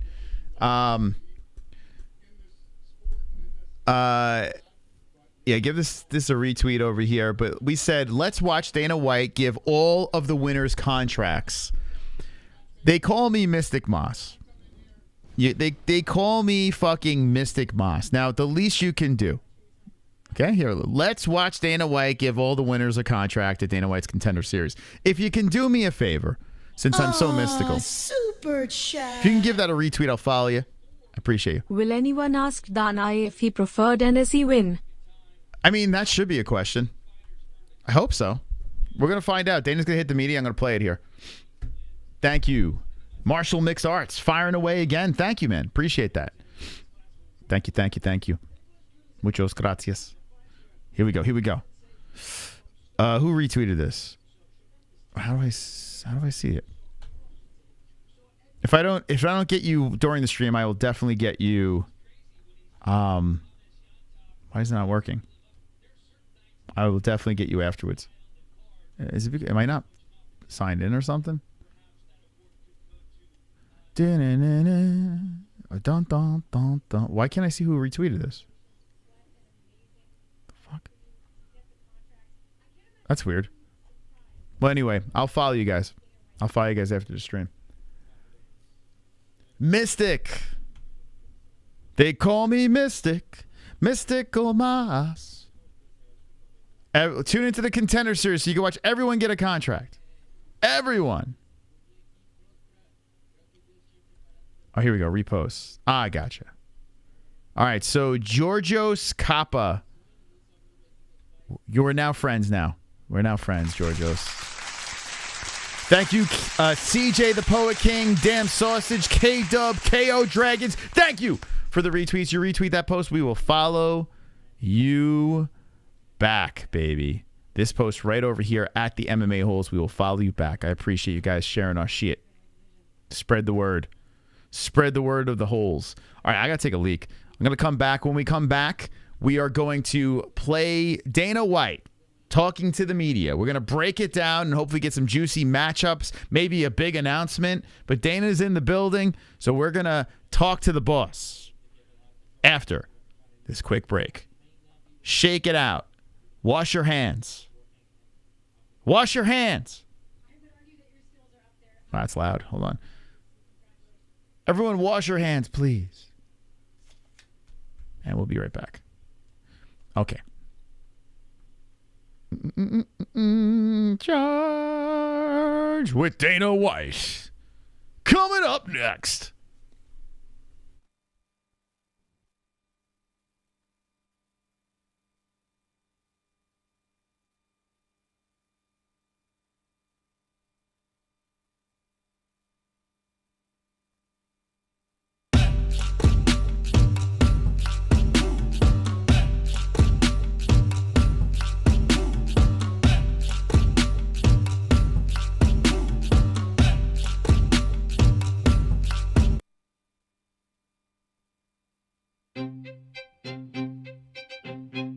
Do you feel that the UFC is doing your favorite fighter dirty and not paying them enough?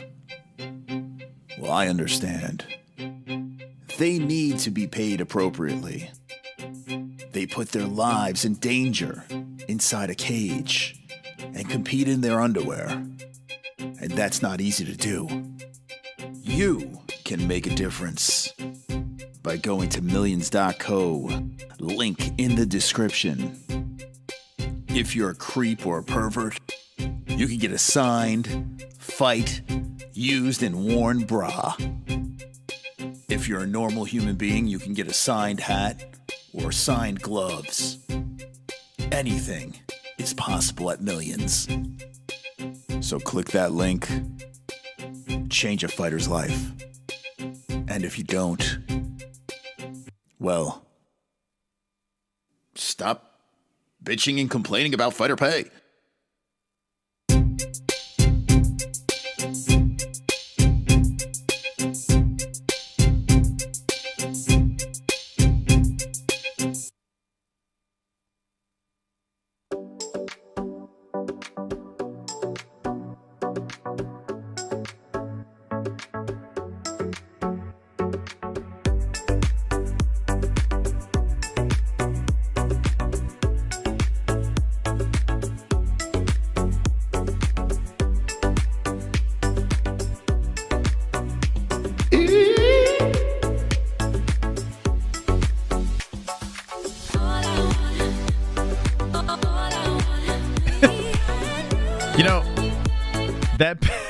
That picture of Sonosi is fucking hilarious.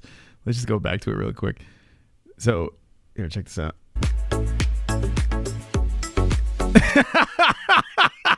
Look at him. There he is, the Fuko Friday belt. He looks like something out of Super Mario Brothers here. I don't know why. Like, I feel like he's like a Super Mario Brothers villain or some shit. Dude, this picture cracks me up, man. There he is, the Fuko Friday. That's the money belt.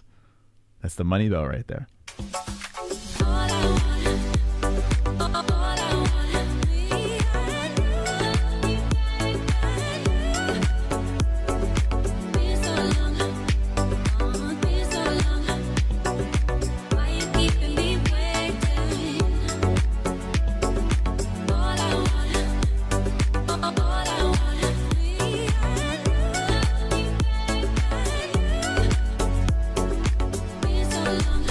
Yeah. Goomba knows. I don't know why. He just reminds me of a Super Mario villain. I don't know why. Like, I just can't fucking. For some reason, I feel like. All right. Thank you, guys. Thank you for sticking around. Let's get to it, baby. Let's get down to business. Dana White gonna talk to the media.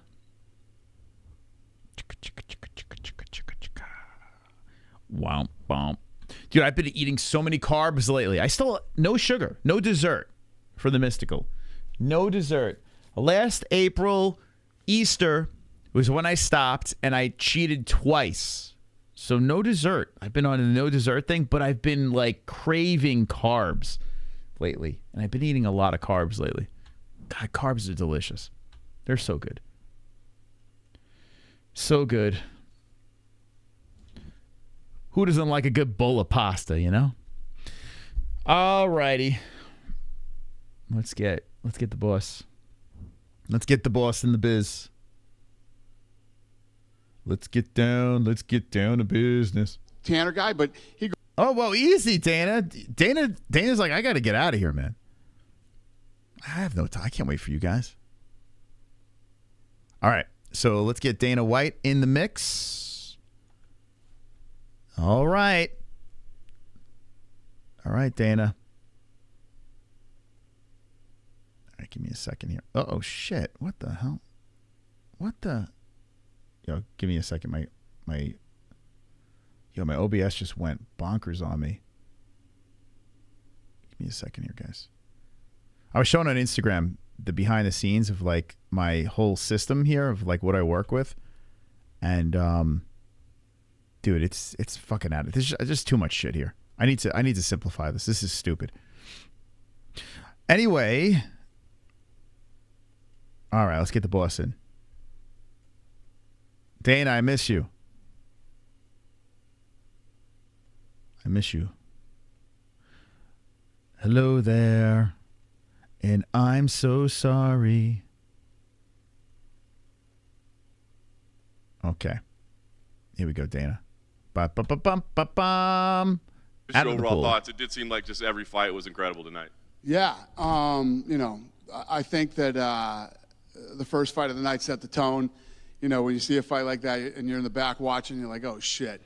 You know what I mean? That's why to be the main event, guys, that a ton of pressure. I mean, yeah, I know. Your body processes carbs and sugar the same. I know. Carbs turn into sugar and blah, blah, blah. I know. I understand.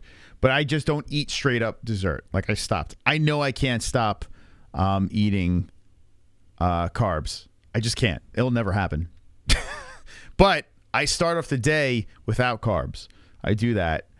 And then, you know, sometimes I party, sometimes I don't. Sometimes, you know, sometimes I have fun, sometimes I don't. But I've noticed a big difference with just stopping dessert, you know? Because my problem is dessert. Like, I would binge on the sweets. So I just stopped it. And if I had the choice, I'll take a bowl of pasta. I'll take bread.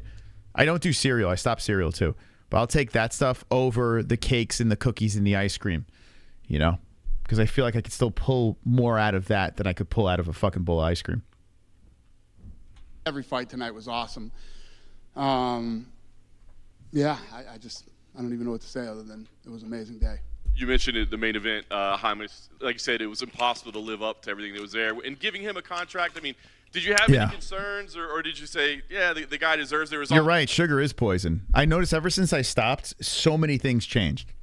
So I feel like light years better stopping. Dude, I didn't have cake for my father-in-law's birthday, and like, you're not gonna have cake? I'm like, nah, man, I don't need it, man. Like, I'll sing happy birthday. It was just like, how do I turn anybody down tonight? No, it's not. Listen, I'll turn people down in a minute. I think that this kid is 24 years old. He obviously call out Dana White. I'll turn them down in a minute. No, you won't. Cheap labor. Looked like the more experienced fighter. Fought a tough, durable kid. And looked good everywhere he went. You know what I mean? A couple of times I thought he had him hurt and, you know, went to the ground with him. I was like, oh, he's going to, but he beat the shit out of him on the ground. I mean, he literally was trying to finish him the whole time on the ground. Never once did that kid not try to finish that fight. And, I thought he looked damn good doing it, especially for a kid that's only 24 years old. You know. Yeah, I agree. Alcohol, I stopped a lot too. Occasionally, I'll have like a happy dad during a barbecue or something like that. I haven't had scotch in forever, but you're right. Yeah, that stuff is not good either. Yeah, it's kind of crazy. A lot of things change. My GERD, I had heartburn and GERD that was like terrible. I'm not even listening to Dana, but I'll play him. I had heartburn and GERD where I was going to all these doctors, endoscopies, all this shit. All I had to do was stop eating sugar and just stop the fucking alcohol. And light years difference. Like, it's craziness, man. Your body just, like, it's true. We're putting poison into our body. We have no idea. We're just like, oh, this is delicious. Yes, very girthy heartburn. Hi, I'm with the younger guys. Maybe he needs more experience. I didn't think so. Thought that this kid grinded out a technical, impressive win. And if the Go ahead, Matty. You could have your sugar and alcohol. Knock yourself out. I'm just telling you what helps. The rest of the show didn't fight like absolute maniacs tonight, that would have been a great fight. A little more impressive at yeah. that point. Yeah. Does he need to change the tattoo on his neck? Are you going to get him to get that to a UFC? You can turn that F into a U. Oh. As you said, Jhonata, Brazilian heavyweight, massive KO. Easy call, right? I mean, yep. Nothing to that. Everything was an easy call tonight. I mean, there was nothing. I think the main event wasn't an easy call. I got to be honest with you. The kid was 24. He dominated, but I honestly don't see him UFC ready. I don't know. Like, the old Contender series back in the day, Dana, when Dana wasn't giving contracts to Chris Curtis, people getting finishes, no contracts. This dude went to the distance, and I got to be honest with you, I don't think I saw it. You know? About any performance tonight that didn't make me, and I gave Tanner his win money. Patricia got her win money. AJ's getting his win money.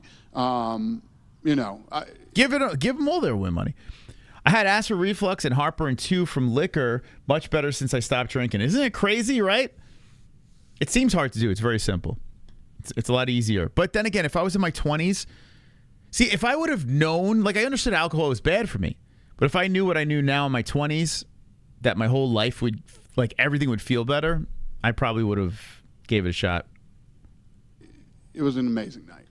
You mentioned all three of those getting win money. Did you consider any losers getting contracts tonight? Because we were kind of talking about that tonight. Some of those fights were so insane. No, I think that, all of these kids. No, you can smoke weed. I have no problem with weed. But listen, I have no problem with alcohol. I'm not trying to be like that fucking guy that's like, don't drink, it's terrible for you. I'm just telling you, I don't need to drink anymore. I don't even need it. Everything's good. I drank when I was miserable.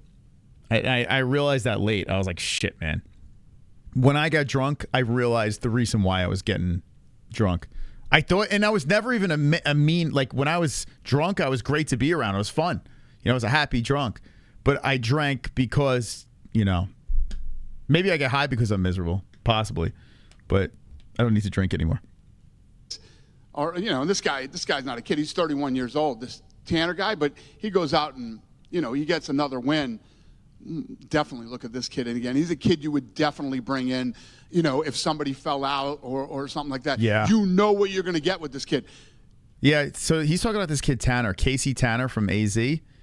I think he might not even have to go back to the Contender series. He short notice. This is Bryce Mitchell's boy. This kid will get a oh no, it's not him. I'm sorry. Bryce Mitchell's boy was this guy. I'm sorry. AJ Cunningham. This guy's he was undefeated. He took his first loss tonight, but he's a dog, man. This dude's a fucking dog. So I wouldn't be surprised if they give him a ring. Hey, can you take this fight on short notice? Tanner wants to win. This guy wants to win. I love people that show up and show you that they're here to win. All right, hold that thought. I probably shouldn't drink as much as I do. I'm 24 and drink every fight week isn't great. Oh, okay. Listen, let me just say this. I drank fucking hard. I partied from like, dude, I partied from like 18 to like 39. Like weekends would come, let loose. Before the MMA-Holes, I would drink, like I would go out to get boxed. I went to a christening, get boxed. I would go to and not, you know, just I loved drinking, and I realized why I was doing that. It was just to bury my fucking demons inside my head. But I was fun to be around. I wasn't like a dick, you know. I always had a good time. I was always a happy alcoholic. But I realized that what it was doing to myself, like a lot of things, I was having a lot of physical issues. Like I was like, what's going on here? Between sugar and alcohol, I think they were both beating me up. So if you're 24, have fun, man. Have a good time. I'm not telling you to stop. I'm just telling you, like, as you get older, you're going to start realizing things. So that's when you start pumping the brakes. You mentioned Jhonata's kickboxing record as well. It seems like we're getting a lot of kickboxers coming in lately. Do you credit that to Israel Adesanya and the success he had? Or, like, why do you think we're seeing more of these former Glory guys or former, you know, that are saying, I want to do MMA now? Money. There's money. I mean, if you had to look at Israel Adesanya and say, you know, wow, you know, I've been in kickboxing for however many years and how much money have I made? What are the money? What are these guys making out of the Contender Series? They probably are making more than these kickboxers. I don't know how much kickboxers make. We know boxers make a lot. Moss is in his 50s. Approaching. I'm not far off. I am approaching. Yeah. But I got to be honest with you. If I had that time machine and I went back there, I would have just focused on weed. I would just get high. I would get high and not get... I also made a lot of bad decisions drunk. I used to drink and drive. I used to probably hook up with people I shouldn't be hooking up with, you know, and then blame it on alcohol. So, you know, alcohol never worked well with me, you know. Yeah, and Jess, I didn't need to drink. Jessie's not a partier. She likes her wine, and we got drunk a bunch in the beginning of the channel, but you know, it's just how it is. Now we're different. And you look at Israel. Yeah. Stephen Wynn, you mentioned it, man. The guy was Pereira too. Pereira as well. Yeah. Stephen Wynn looked phenomenal. I mean, it said no-brainer. Well, where'd you go, Dan? About the finish there, because it was weird. It almost got finished at the end of the first round. Should have been finished at the end of the first. You think so? 100%. That kid was hurt.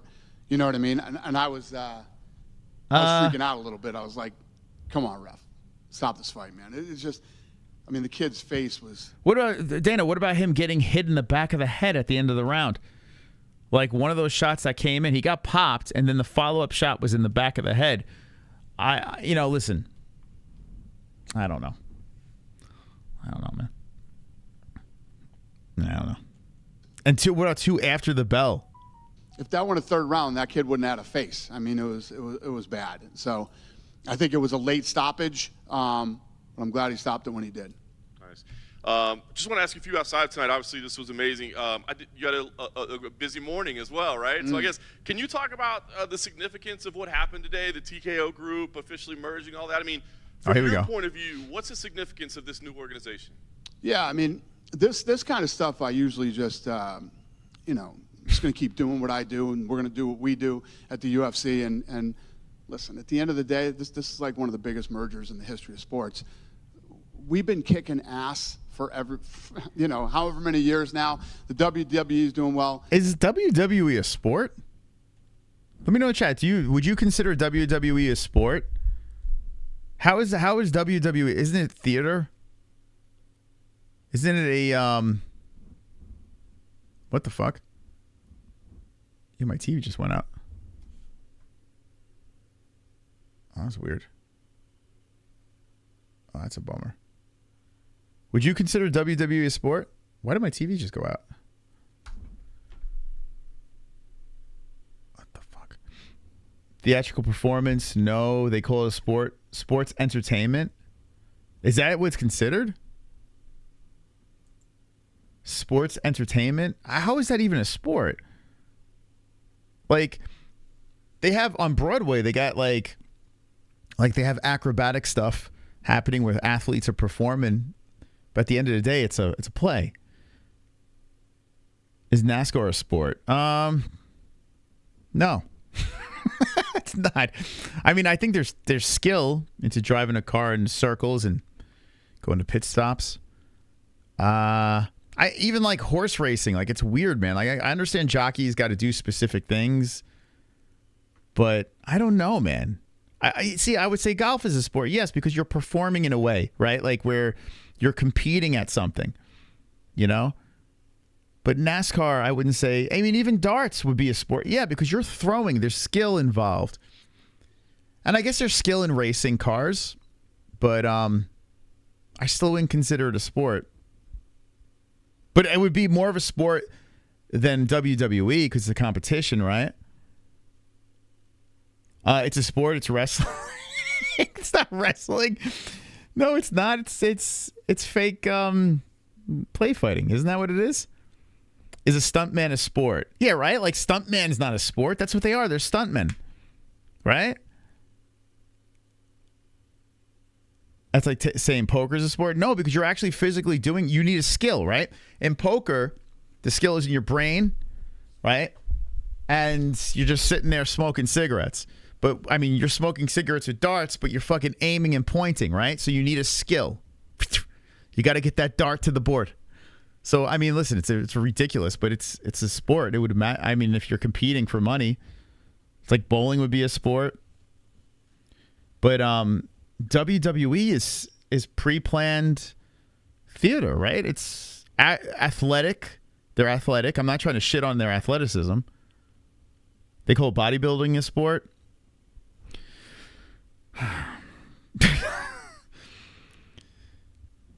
Dude, we live in a weird world, man. We live in a weird world. I guess podcasting is a sport then. And I mean, I say this to you guys every year, but this just takes the whole sport and everything to a whole different level.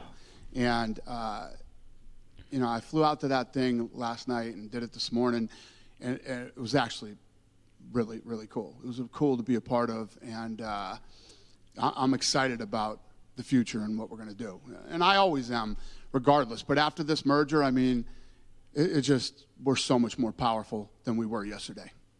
I mean, yeah, WWE is massive, right? If you think about the fan base, there's a reason why people start WWE YouTube channels.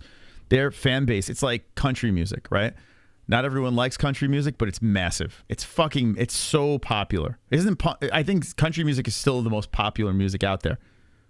You know, people love it.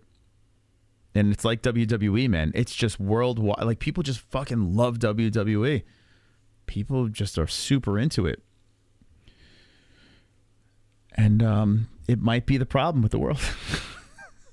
I read that Vince had worked into his contract that he's the executive chair until his death, resignation, or incapacity. I thought that was interesting. Did you get anything worked into your deal? Where I don't give a shit about that kind of stuff. You know what I mean? Even the CEO thing, it's a lateral move for me. I run everything that happens here. Everything that goes on here, I determine. So nothing has changed. It's just 3 letters instead of, but I'm the CEO and president of the UFC now. But nothing changes. We're just going to continue to kick ass like we do every single year. And well, there you go. At least he's transparent. He is an egomaniac. There's no doubt about it. Yeah, he's not beating around the bush. It is what it is. And for people, you know, that are fighters or media or whoever is it, this just takes this whole thing to another level and so much bigger and so much more powerful. And when you think about all the things that I want to do before my time is up here, today made that a lot easier and a lot more doable. You know, these PIs that we open, they're not cheap. You know, it's funny that you say the power slap, right? How about this? No more slap talk on UFC. So I have a feeling that's why Dana's got a big chub. I have a feeling Power Slap is going to cater to WWE audience, and I think he's going to tap into that market, and it's going to help Power Slap tremendously. I have a feeling that's why he's all chubbed up here. You know, I mean, it doesn't hurt the UFC having WWE fan base too because they're massive, but Power Slap, it's massive for. It's like, that's huge. Who knows? Just don't fuck up with the UFC. That's all. Keep it. It's going just fine. They're very expensive to run, but I believe truly that they are the future of the sport. This is what's going to make the sport get bigger. And even if you train at a PI as a kid, we go into Africa, we go into Mexico City and other places that I want to do this. And you grow up as a kid training in one of these PIs around the world. You might not become a fighter, but you'll become a trainer, or, you know, you will have something to do with the sport and touch the sport in some way to help it grow. You used to never say before my time is up, and now you've started to say that a little bit more. Well, I'm 54 years old. I mean, I never said my time was up when I was 40, and you know what I mean? When I look at somebody's posts, everybody's talking about how fucking old I look. I am fucking old. That's how this works. I'm older today than I fucking was yesterday. That's how it works. But I feel like I'm fucking 25 again. You know, I've been taking my health serious. I feel great. And, you know, when you start talking about my time is up here, the last 20 years have gone by like this. How fast are the next 20 going to go? You know, so there's still a lot of work to do. And, you know, today was a really, really big day for the sport. That's awesome. Last couple ones for me. I wanted to ask you about Australia. Sean Strickland came in after you did at the post-fight press conference. And he's like, boy, I bet Dana and Hunter are saying, we messed up here. What do we got this guy as a UFC champion? So Sean is obviously an interesting character. It carries himself in an interesting way. What do you think about him representing the brand and carrying the UFC belt around? Listen, it is what it is. You know, we obviously put him in that position, and he went in and delivered and won the fight, and he's the champ now. So, yeah, you know. We knew, you know what you're getting when you get him. This is no surprise, no shock. Yeah, good for him.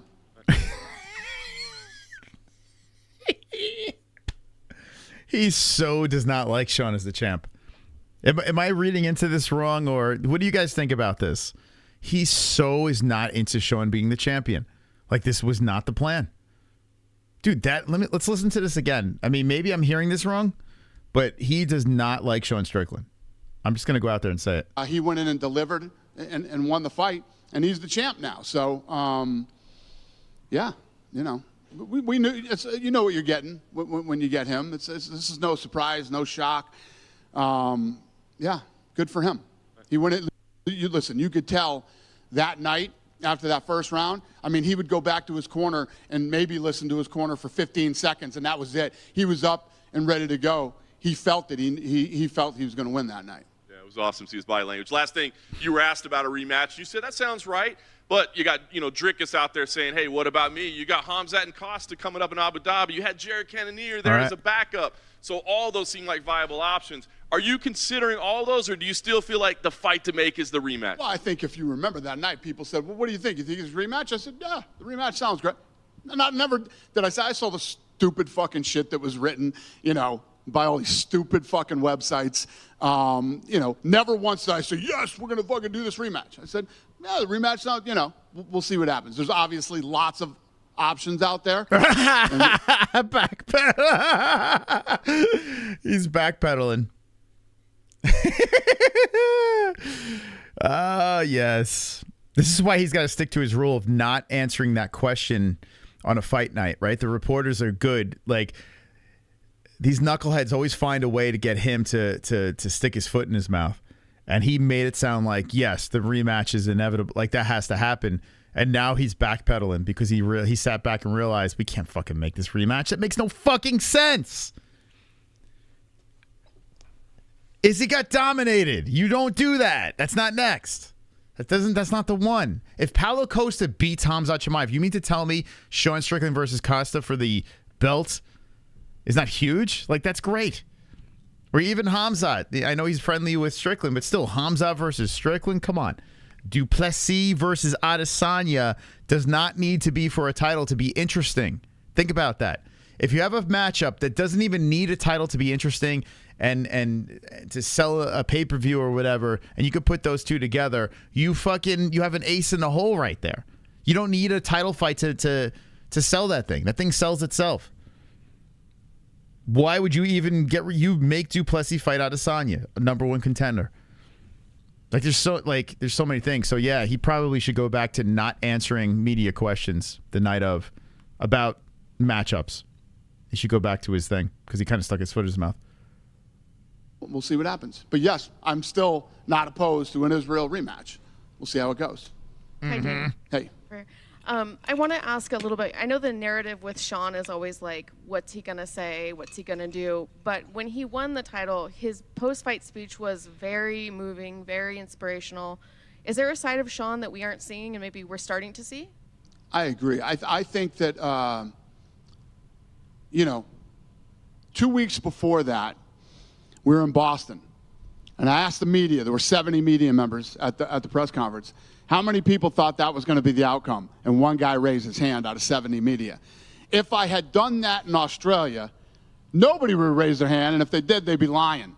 So I think that going into that fight, Strickland knew. Dana, you should talk to our chat. Everyone was raising their hand that Strickland won that thing. Everyone was saying that he was going to win that fight. So I don't know, man. Like, there were fans that legit thought Izzy was going to lose. I wasn't one of them. Most of the quote-unquote professionals like us, we did not. Yes, Sonosi raised his hand. Like, there were people out there, and I'm sure there was media members that thought Strickland was going to win. I mean, majority of people that are probably in the business probably picked Adesanya because it made the most sense. So I understand what he's saying there, but people would have raised their hand. You know? They would have raised their hand. People believed in Strickland.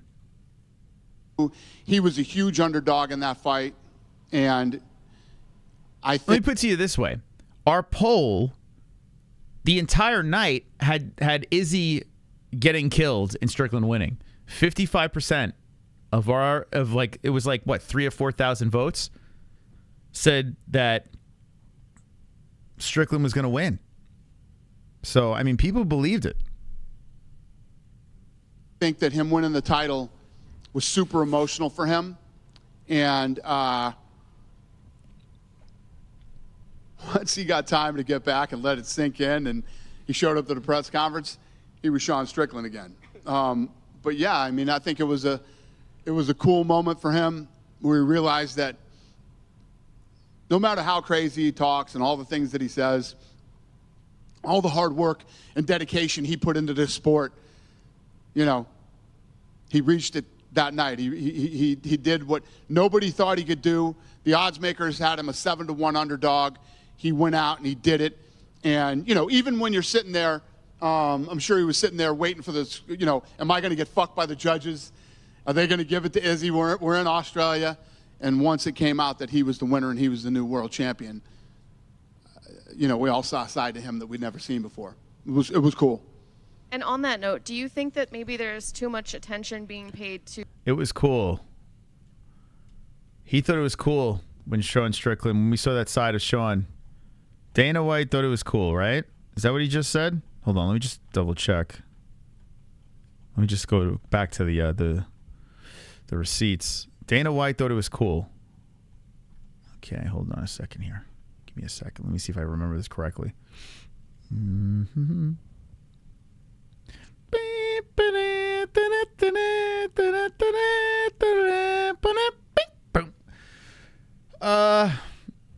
Let's see.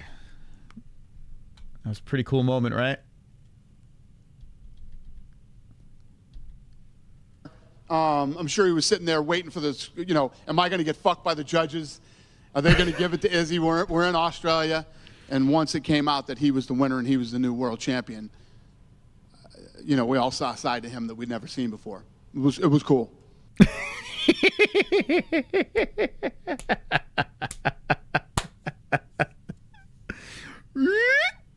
Pinocchio. I love Dana, man. I may come across as hard on him sometimes, but Jesus. Oh, I love Dana White. He's the best. He is the best. We'd be lost without Dana White. He's great. But gosh, he lies just way too much. And on that note, do you think that maybe there's too much attention being paid to Izzy's poor performance and not enough towards Sean's good performance? No, I think there's two sides to that. Listen, Izzy did not look good that night. He looked slow. He looked lethargic. He looked whatever. And, you know, what a lot of people are saying, that's right. But Strickland felt it, knew it, stayed right in his face, and went after it. And you, like I was just telling, you know, him earlier, it's like he fucking felt it. And he couldn't wait to get back out of that corner, to get back in there and win that title. And I've got to ask a McGregor question. I'm sure you're sick and tired of answering these questions. But here's the other thing too. When you have a champion that's been as dominant and as good as Israel has, it's normal when they lose to say, "Wow, he didn't look right tonight," and all that good shit. Conor McGregor. He called out Alexander Volkanovski, and he also said he'd like to fight at 185. I'm wondering which one of those options is more likely to happen. I have no clue. We'll see. Listen, when Conor is back and we announce that Conor is fighting, we'll look at the landscape, see who's around, what's going on, and we'll figure out who he's going to fight next. So are you saying it's probably maybe not? I'm not saying a fucking thing, because every jackass fucking website will be writing dumb shit tomorrow that I didn't say, as usual. Thank you. Yep. Dean, I just got one. If we can get your thoughts on it. Epstein Lawrence said something to ESPN today. He said, where we want to get is where every UFC fan is a WWE fan and every WWE fan is a UFC fan. Do you see similarities in the fan base, and how achievable is that goal? This guy sounds like a fucking WWE fan. Do you see?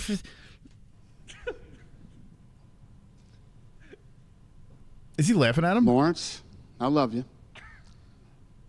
One of the dumbest statements of all time. Hold on a second. Hold on a second. Let me hear this again. Hold on. See similarities in the fan. Bro. This is what I'm saying, man. This is what I'm saying. As much as I shit on Dana, I fucking love this man. I love this human being. He's such a dickhead, and I fucking love him. Here, let's listen again. That I didn't say, as usual. Thank you. Yep. Dean, I just got one. If we can get your thoughts on it. Epstein Lawrence said something to ESPN today. He said, where we want to get is where every UFC fan is a WWE fan and every WWE fan is a UFC fan. Do you see similarities in the fan base, and how achievable is that goal?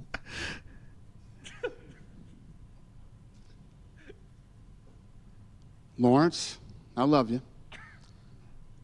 One of the dumbest statements of all time. Yeah, I don't know why he said that. I don't even know what to say to that. No. There's some crossover. Some people like WWE, some people like UFC, some people like both. I don't think there's ever going to be a day where we turn every UFC fan into a WWE fan or every WWE fan. What's beautiful about the synergy between these two fan bases is they are very completely opposite. You know, thank God. Thank fucking God. I got to be honest with you. I'm actually glad this guy asked this question, because there was a little bit of doubt. I'm like, oh my God, are we going here? Are we going here? But no. Thank God. Very little crossover. There's hope. And again, maybe he was misquoted. I hope that's the case, because I could not disagree with him more. Yeah. Let's go. Over here. Yep. We've seen fighters make 2 appearances on the Contender Series before, but it's pretty rare when we see guys make 3 appearances. After seeing what Stephen Gwynn did tonight, what do you make of that? I mean, he overcame a bunch of struggles, I'm sure, to get to this point and finally get that UFC contract. You know, when you're, anything in life, but especially in sports, when you can overcome adversity and stay focused and keep your eye on the prize and what it is you want, and you're talented enough, you can be him tonight. So I love that stuff, and I'm really happy for him, and that's what this show is all about. Yeah, and I know you touched up on this a bit after the fights in Australia, but Laura Sanko made history at UFC 293, becoming the first female in the modern era to be part of the UFC pay-per-view commentary team. How was it like seeing the progress she has made throughout the years, and as she made her way up to this, and how was that achievement like for the Laura's a beast. So if you took what you just said about Steven and applied it to Laura, you know what I mean? She has worked so hard. I say this all the time. The key to being successful in life is knowing what you want to do. Once you know who you are and you know exactly what it is you want to do, you get up every day and you grind until you get it. And she is the perfect example of that. And what she's done in such a short amount of time is amazing. And she's so talented. I was talking to DC flew home with me today. So we were talking on the plane, and he was talking about how, his first time showing up to the Contender Series, he wasn't as prepared as he probably should have been, and how Laura was just crushing him in the meeting for running circles around him. She knew everything about every kid here, and she watched every single fight that you could watch on all the kids that were on the card. And she's just, she's a true professional. She knows, she's like the Ronda Rousey, of commentating. She knows she's first. She knows she's carrying the banner for women to break into this role.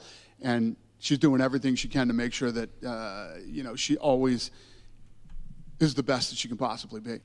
Diniz won. Knocked him out first round. Yeah, Neves, he got a little crazy out there. Yeah, so Diniz is undefeated, got the contract.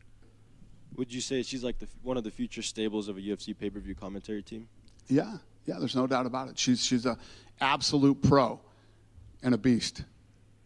Awesome. And I had a question about UFC 295. I mean, looks like we're still waiting on that co-main update. Do you have an update on that? Yeah, I didn't get to do shit today. I got home and had a bunch of other stuff fly at me, so we didn't even get to do matchmaking today. So I barely got here on time. But, yeah, nothing yet. Do you think it's still looking like Edwards and Covington? Or? Oh, I don't know yet. I'll let you know as soon as I know. Damn, man. If it was that easy, I'd just fucking announce it. Fair enough. Yeah. Dana, right over here. Dana, I was wondering, as a Vegas local, as someone who runs a sports company, I just wanted your reaction to what's going on. A lot of the casinos, you can't bet. A bunch of machines are down. Just what's your reaction to seeing it happen in the city? Oh, I didn't even know that. Why? What's wrong? Cyber attacks. Huh? What? Cyber attack? On MGM? Yeah, like room keys not working. Yeah. Wow. I had no idea. I've been kind of busy lately. I haven't been paying attention to other guys' businesses, but yeah, that's A cyber attack on Vegas? What? Room keys not working? Slots not working? Bro. Dude, that's crazy, man. That's weird. And then I want to ask Alexa Grasso, obviously fighting this Saturday. She had talked about it. She hopes the Independence Day card becomes an annual thing. Obviously, fans are still hoping for an event in Mexico. I just want to know, fans will say, hey, not as many Mexican champions. Is it still a priority to the UFC? Just what is your response about going back to the market and, just that for those fans? Oh, my God. I would say that those fans that are saying that must not be reading or listening to anything that I'm saying. I've been beating the Mexico drum now for months. I literally switched everything around so that we could do He literally just made a belt. He just made a belt for Mexico. Like, there was 2 belts for Mexico, like these customized. He wants Mexican champs.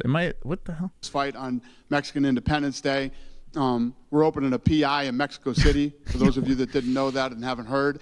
And I'm planning on going to Mexico City here soon, and for the grand opening, and then doing an event in Mexico City also soon, I hope. Thank you. Yeah, could not be more invested in Mexico than I am right now. Dana, over here. Yep.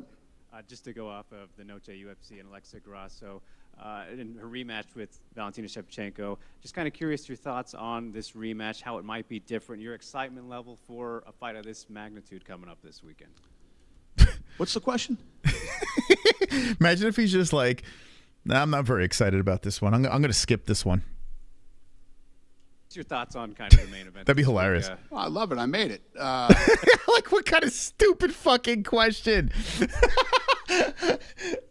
What's your excitement level? Because I'm not too excited about this one here. So what's yours? The guy who made the fight. Well, how different it might be, It's oh my God. Match Valentina coming Yeah. first loss flyweight. You're talking about the #1 pound-for-pound fighter in the world for females, the first ever female Mexican world champion. That question. Taking on one of the greatest female fighters ever, one of the greatest fighters. All right. I don't want to hear him sell this. Being awesome for Mexico. Yeah, and I mean, I think it does speak a lot about the division, how far it's come in the last couple of years. Maybe starting off a little bit slow, but I'm curious where you would rank flyweight for the women right now amongst, the women's divisions you have. Do you think it's become the best one at this point? That what? The flyweight division for the women, if it's become the best out of the women's division. Yeah, I mean, there's so many good fights coming up in that division right now. I mean, realistically, if you look at all the divisions right now, there's some good fights. Okay. There's a lot of good stuff. We were just going through matchmaking. I said this recently, but And every year I go, holy shit, how are we going to beat this year? And then as we start planning out the end of the year going into next year, it's like, here we go again. So, yeah, it's awesome. Definitely. And I just want to ask one thing about Power Slap, too, just because I know things are looking real good. You're really happy with it. But I'm curious, when you look ahead, like, you get all these detractors, people saying it sucks or whatever. Yeah. Like, They said the same shit about the UFC, too. Well, that's why I'm curious, like, what exactly you see the longevity of Power Slap being? Yeah. This thing's so big, it's fucking bananas. I mean, I could throw so much shit at you on how I've never been a part of something so successful in such a short amount of time. And all the other stuff that we're working on right now, sanctioning, all these states are going to start opening up and sanctioning, and then we'll start taking it on the road and doing live gates. It's a global sport in 7 months. The numbers that we're pulling out of these other countries, we're working on. It's because you're promoting on the UFC platform. That's why. If you weren't using the UFC platform promoting this stuff, it wouldn't be as big as you're saying it is, right? If you were doing this on its own, if you're just trying to launch Power Slap and throw this onto the world, this wouldn't be the fastest growing thing you've ever worked with. You're literally crowbarring it into the UFC fans, I mean, and listen, we've interviewed people from Power Slap and super nice people, and I hope everyone's making money and having fun with it. And it seems like a live event. It seems like it's a good time. It doesn't seem bad, but Jesus Christ, it's just so. I mean, sometimes I gotta remember he's just a promoter here. That's what he's just trying to feed us bullshit. Season 2 right now, and we got some fun guys coming in from around the world for season 2. We're working on where we're doing season 3. The video game was the biggest test that the company had ever done, and they do all the online video games, doing 60,000 downloads a day. Who's downloading off the charts, and the list goes on. Does anyone in the chat download Power Slap? Are you one of the 60,000 a day? Be honest. Did you download it? I didn't. Is it good? Should I play it on the gaming channel? A little Power Slap mobile. Brian, did you? Okay, so there you go. How is it? What's your review? He's going. You did? Oh shit, he's right then. He's not lying. 60,000 downloads a day. It's trash. You get ads every 30 seconds. And what do you have to do? You have to pay so you get it ad free? Is that how it works? I definitely have that game. He's not lying. He's not lying. All right. Fair. I fapped to Power Slap. I only get a few seconds in. Okay. So he's not lying then. So there you go. Proof's in the pudding. We have live feedback right here. I didn't download it. Maybe I should. And on and on. It's actually been really fun for me. All right, cool. Thanks, Dana. Thanks. Hey, Dana. Hi. Yep. With the formation of TKO, Stephanie McMahon said last year that WWE was looking at boxing. You've dabbled with the idea before. Is there room in the organization for a boxing company? Yeah. Is it one you would create, or one that whatever happened to TKO would Zuffa look boxing? buy an existing company? I would create. Could you elaborate? Huh? Could you elaborate? No. Well, the follow-up question is Zuffa boxing. Whatever happened to Zuffa boxing that they were about to launch? Just vanished. With you've got a show on September 16th, like Mexican Independence Day and Cinco de Mayo are so closely associated with boxing and Mexican fighters and Floyd Mayweather. Can we see that going forward, where UFC is going head-to-head with boxing for these key dates in the calendar? Because TGB Promotions and Premier Boxing Champions did have that day at the T-Mobile Arena, but they've now gone to September 30th for the Canelo-Jamel Charlo event. Yeah, I mean, for the last however many years, sometimes we end up battling over the same dates, but it always works out. It's not like there's going to be any, listen, we go pretty much every Saturday. So we're going to run into other things. Sure. One more on Sean Strickland. I'm laughing at. How'd you figure that out? How did Little Seal figure that out? The Nightbot thing. It's funny. broken the UFC belt, and he was putting it back together with duct tape. Had you seen that? I have not. Oh, boy. Plan on seeing lots of things over the next several months, though. Enjoy. Thank you. Dana? Yeah. Can you share what you went back and talked with Casey Tanner and AJ Cunningham? Obviously, you gave them their win money, but can you share what you told them? Just respect, man. So much respect. And you know how I feel about this show. And you know how I feel about the matchmaking of this show. And when these guys show up and just do what these kids did tonight, it's fucking awesome. I thought tonight was the first night that I've ever walked up into the octagon during the Contender Series. Apparently, Little Miss Know-It-All said it was the second time that I've done it. But, yeah, I love this shit. Love it. Sean Strickland's post-fight interview got 2.6 million views, which is one of the largest it's in quite some time. What do you think that is? Is it just people wondering what the hell he's going to say, or is it just the star power? 2.6 million views on what? On YouTube, his Sean Strickland's post-fight interview. His octagon interview. Yeah. Let me tell you this. So on Instagram, I have 8.3 million followers. Me wrapping the belt on him did 16 million views. Yeah, so DC was telling me on the flight back, he did interviews with him on his YouTube channel, and it was the biggest he's ever done or something like that. And yeah, if you saw, there was a lot of hype around Strickland early. He lost a couple, hype kind of died down, he came back, and he won the world title, and people are fascinated again. Do you think it's just people are wondering what the hell is going to come out of his mouth, or is it star power? I don't know. I just think I think Laura Sanko would be the know-it-all that he's talking about. I think people love an underdog. He was such a big underdog in that fight. He came out and won, and like she was saying earlier, people are like, "Oh, don't take away the fact that that Strickland won the fight," and yeah, good for him. I love that shit. I love the support he's getting. It's great. Were you surprised that Israel Adesanya didn't speak at the press conference? He came in, said something, and then dipped? Yeah, so I asked him, I told you guys that night, I asked him in the octagon, I said, "You okay?" He said, "I'll talk to you later." I bumped into him in the back, and he told me about as much as he told you. So, yeah, it was strange. And then finally, was there any communication to try and get Cain Velasquez at the event this weekend? Was there any what? Was there any communication of trying to get Cain Velasquez at the Noche UFC event this weekend? I don't think so. Cain was in town. We just shot something recently, and he was here. I don't know if he's still here. Or, yeah, I have no idea. Thank you. Yeah. Well, UFC Noche. Well, look who flew in for the why not, Contender right? Series. Yeah, I'm actually leaving right afterwards. Oh, yeah. For tonight.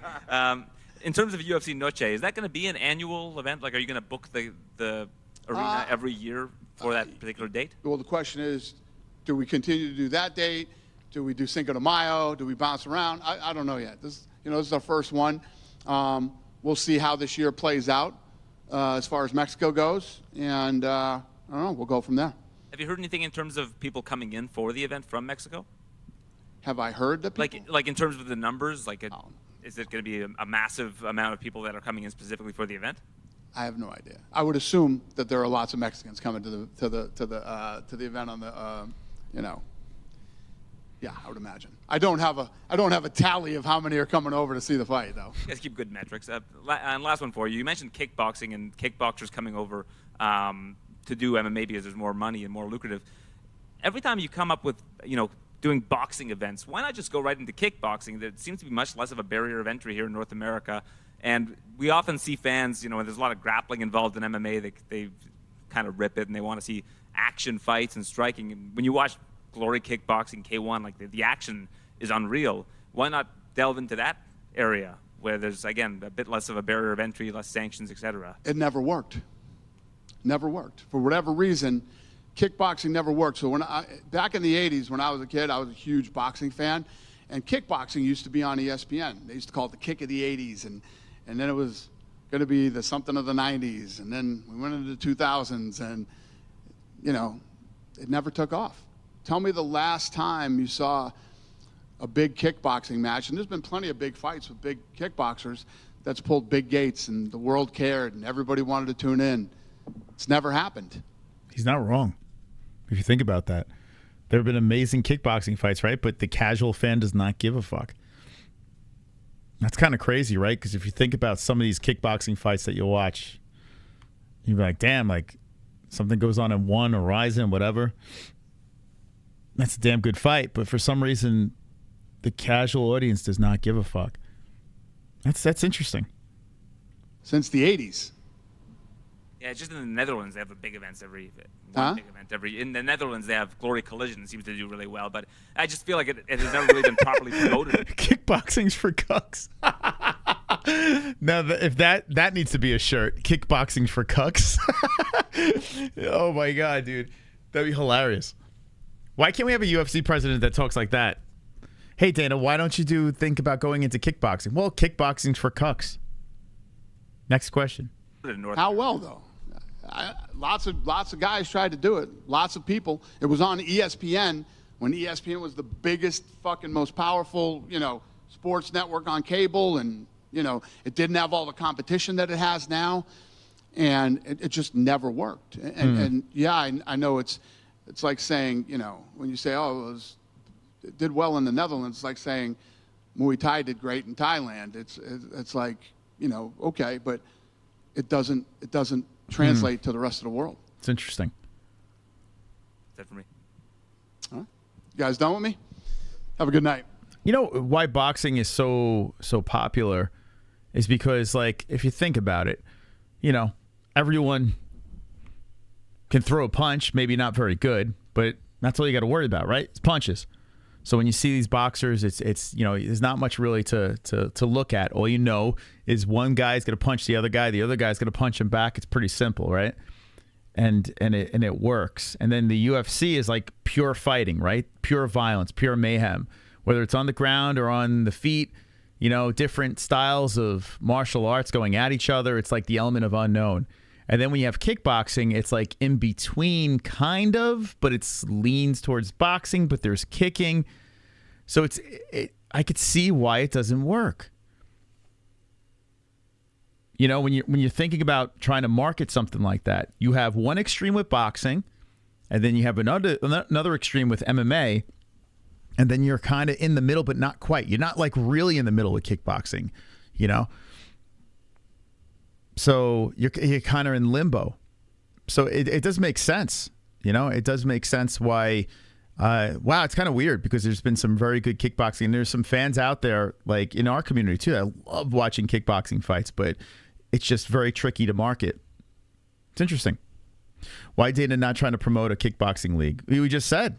And think about it. If there's no money in it, why do it? Now, power slap. Why is he force feeding people power slap? Because any knucklehead could go in the street and slap another knucklehead. And you don't need athletes, right? Right now, we're at the average Joe version of power slap. Eventually, it's going to evolve to the point where I guess there's going to be professional power slappers. But it's simple, right? One person slaps the other person. One person falls down. It's over. Simple. People like simple. You can pick it up and play it. That's why old video games are so popular, right? People still play vintage games. There was 3 buttons. Atari had 1 button, and people loved it, because it was simple. It's interesting. They need to do Muay Thai with MMA gloves. Yeah, I understand why it would be fun for MMA fans to watch, but now that Dana explained it that way, it makes a lot more sense in a business way why the UFC doesn't go into that type of thing. I like listening to Dana, man. Sometimes I scratch my head thinking, like, who is he trying to fool here? And then other times you actually get some interesting information. I like hearing the business aspect of things. I don't like all the lies, but he's a promoter, so I give him a pass. Anyway, guys, thank you for stopping by. Make sure you've hit this like button. 130, appreciate you guys. Thank you for the donations. Thank you to the Top Fucking Dog. And we're out of here. We'll see you tomorrow night for who knows. We'll figure out what the hell we're going to do. But have a great night, and don't be an a-hole. Be an MMA hole. Good night. That one, girl, and NH.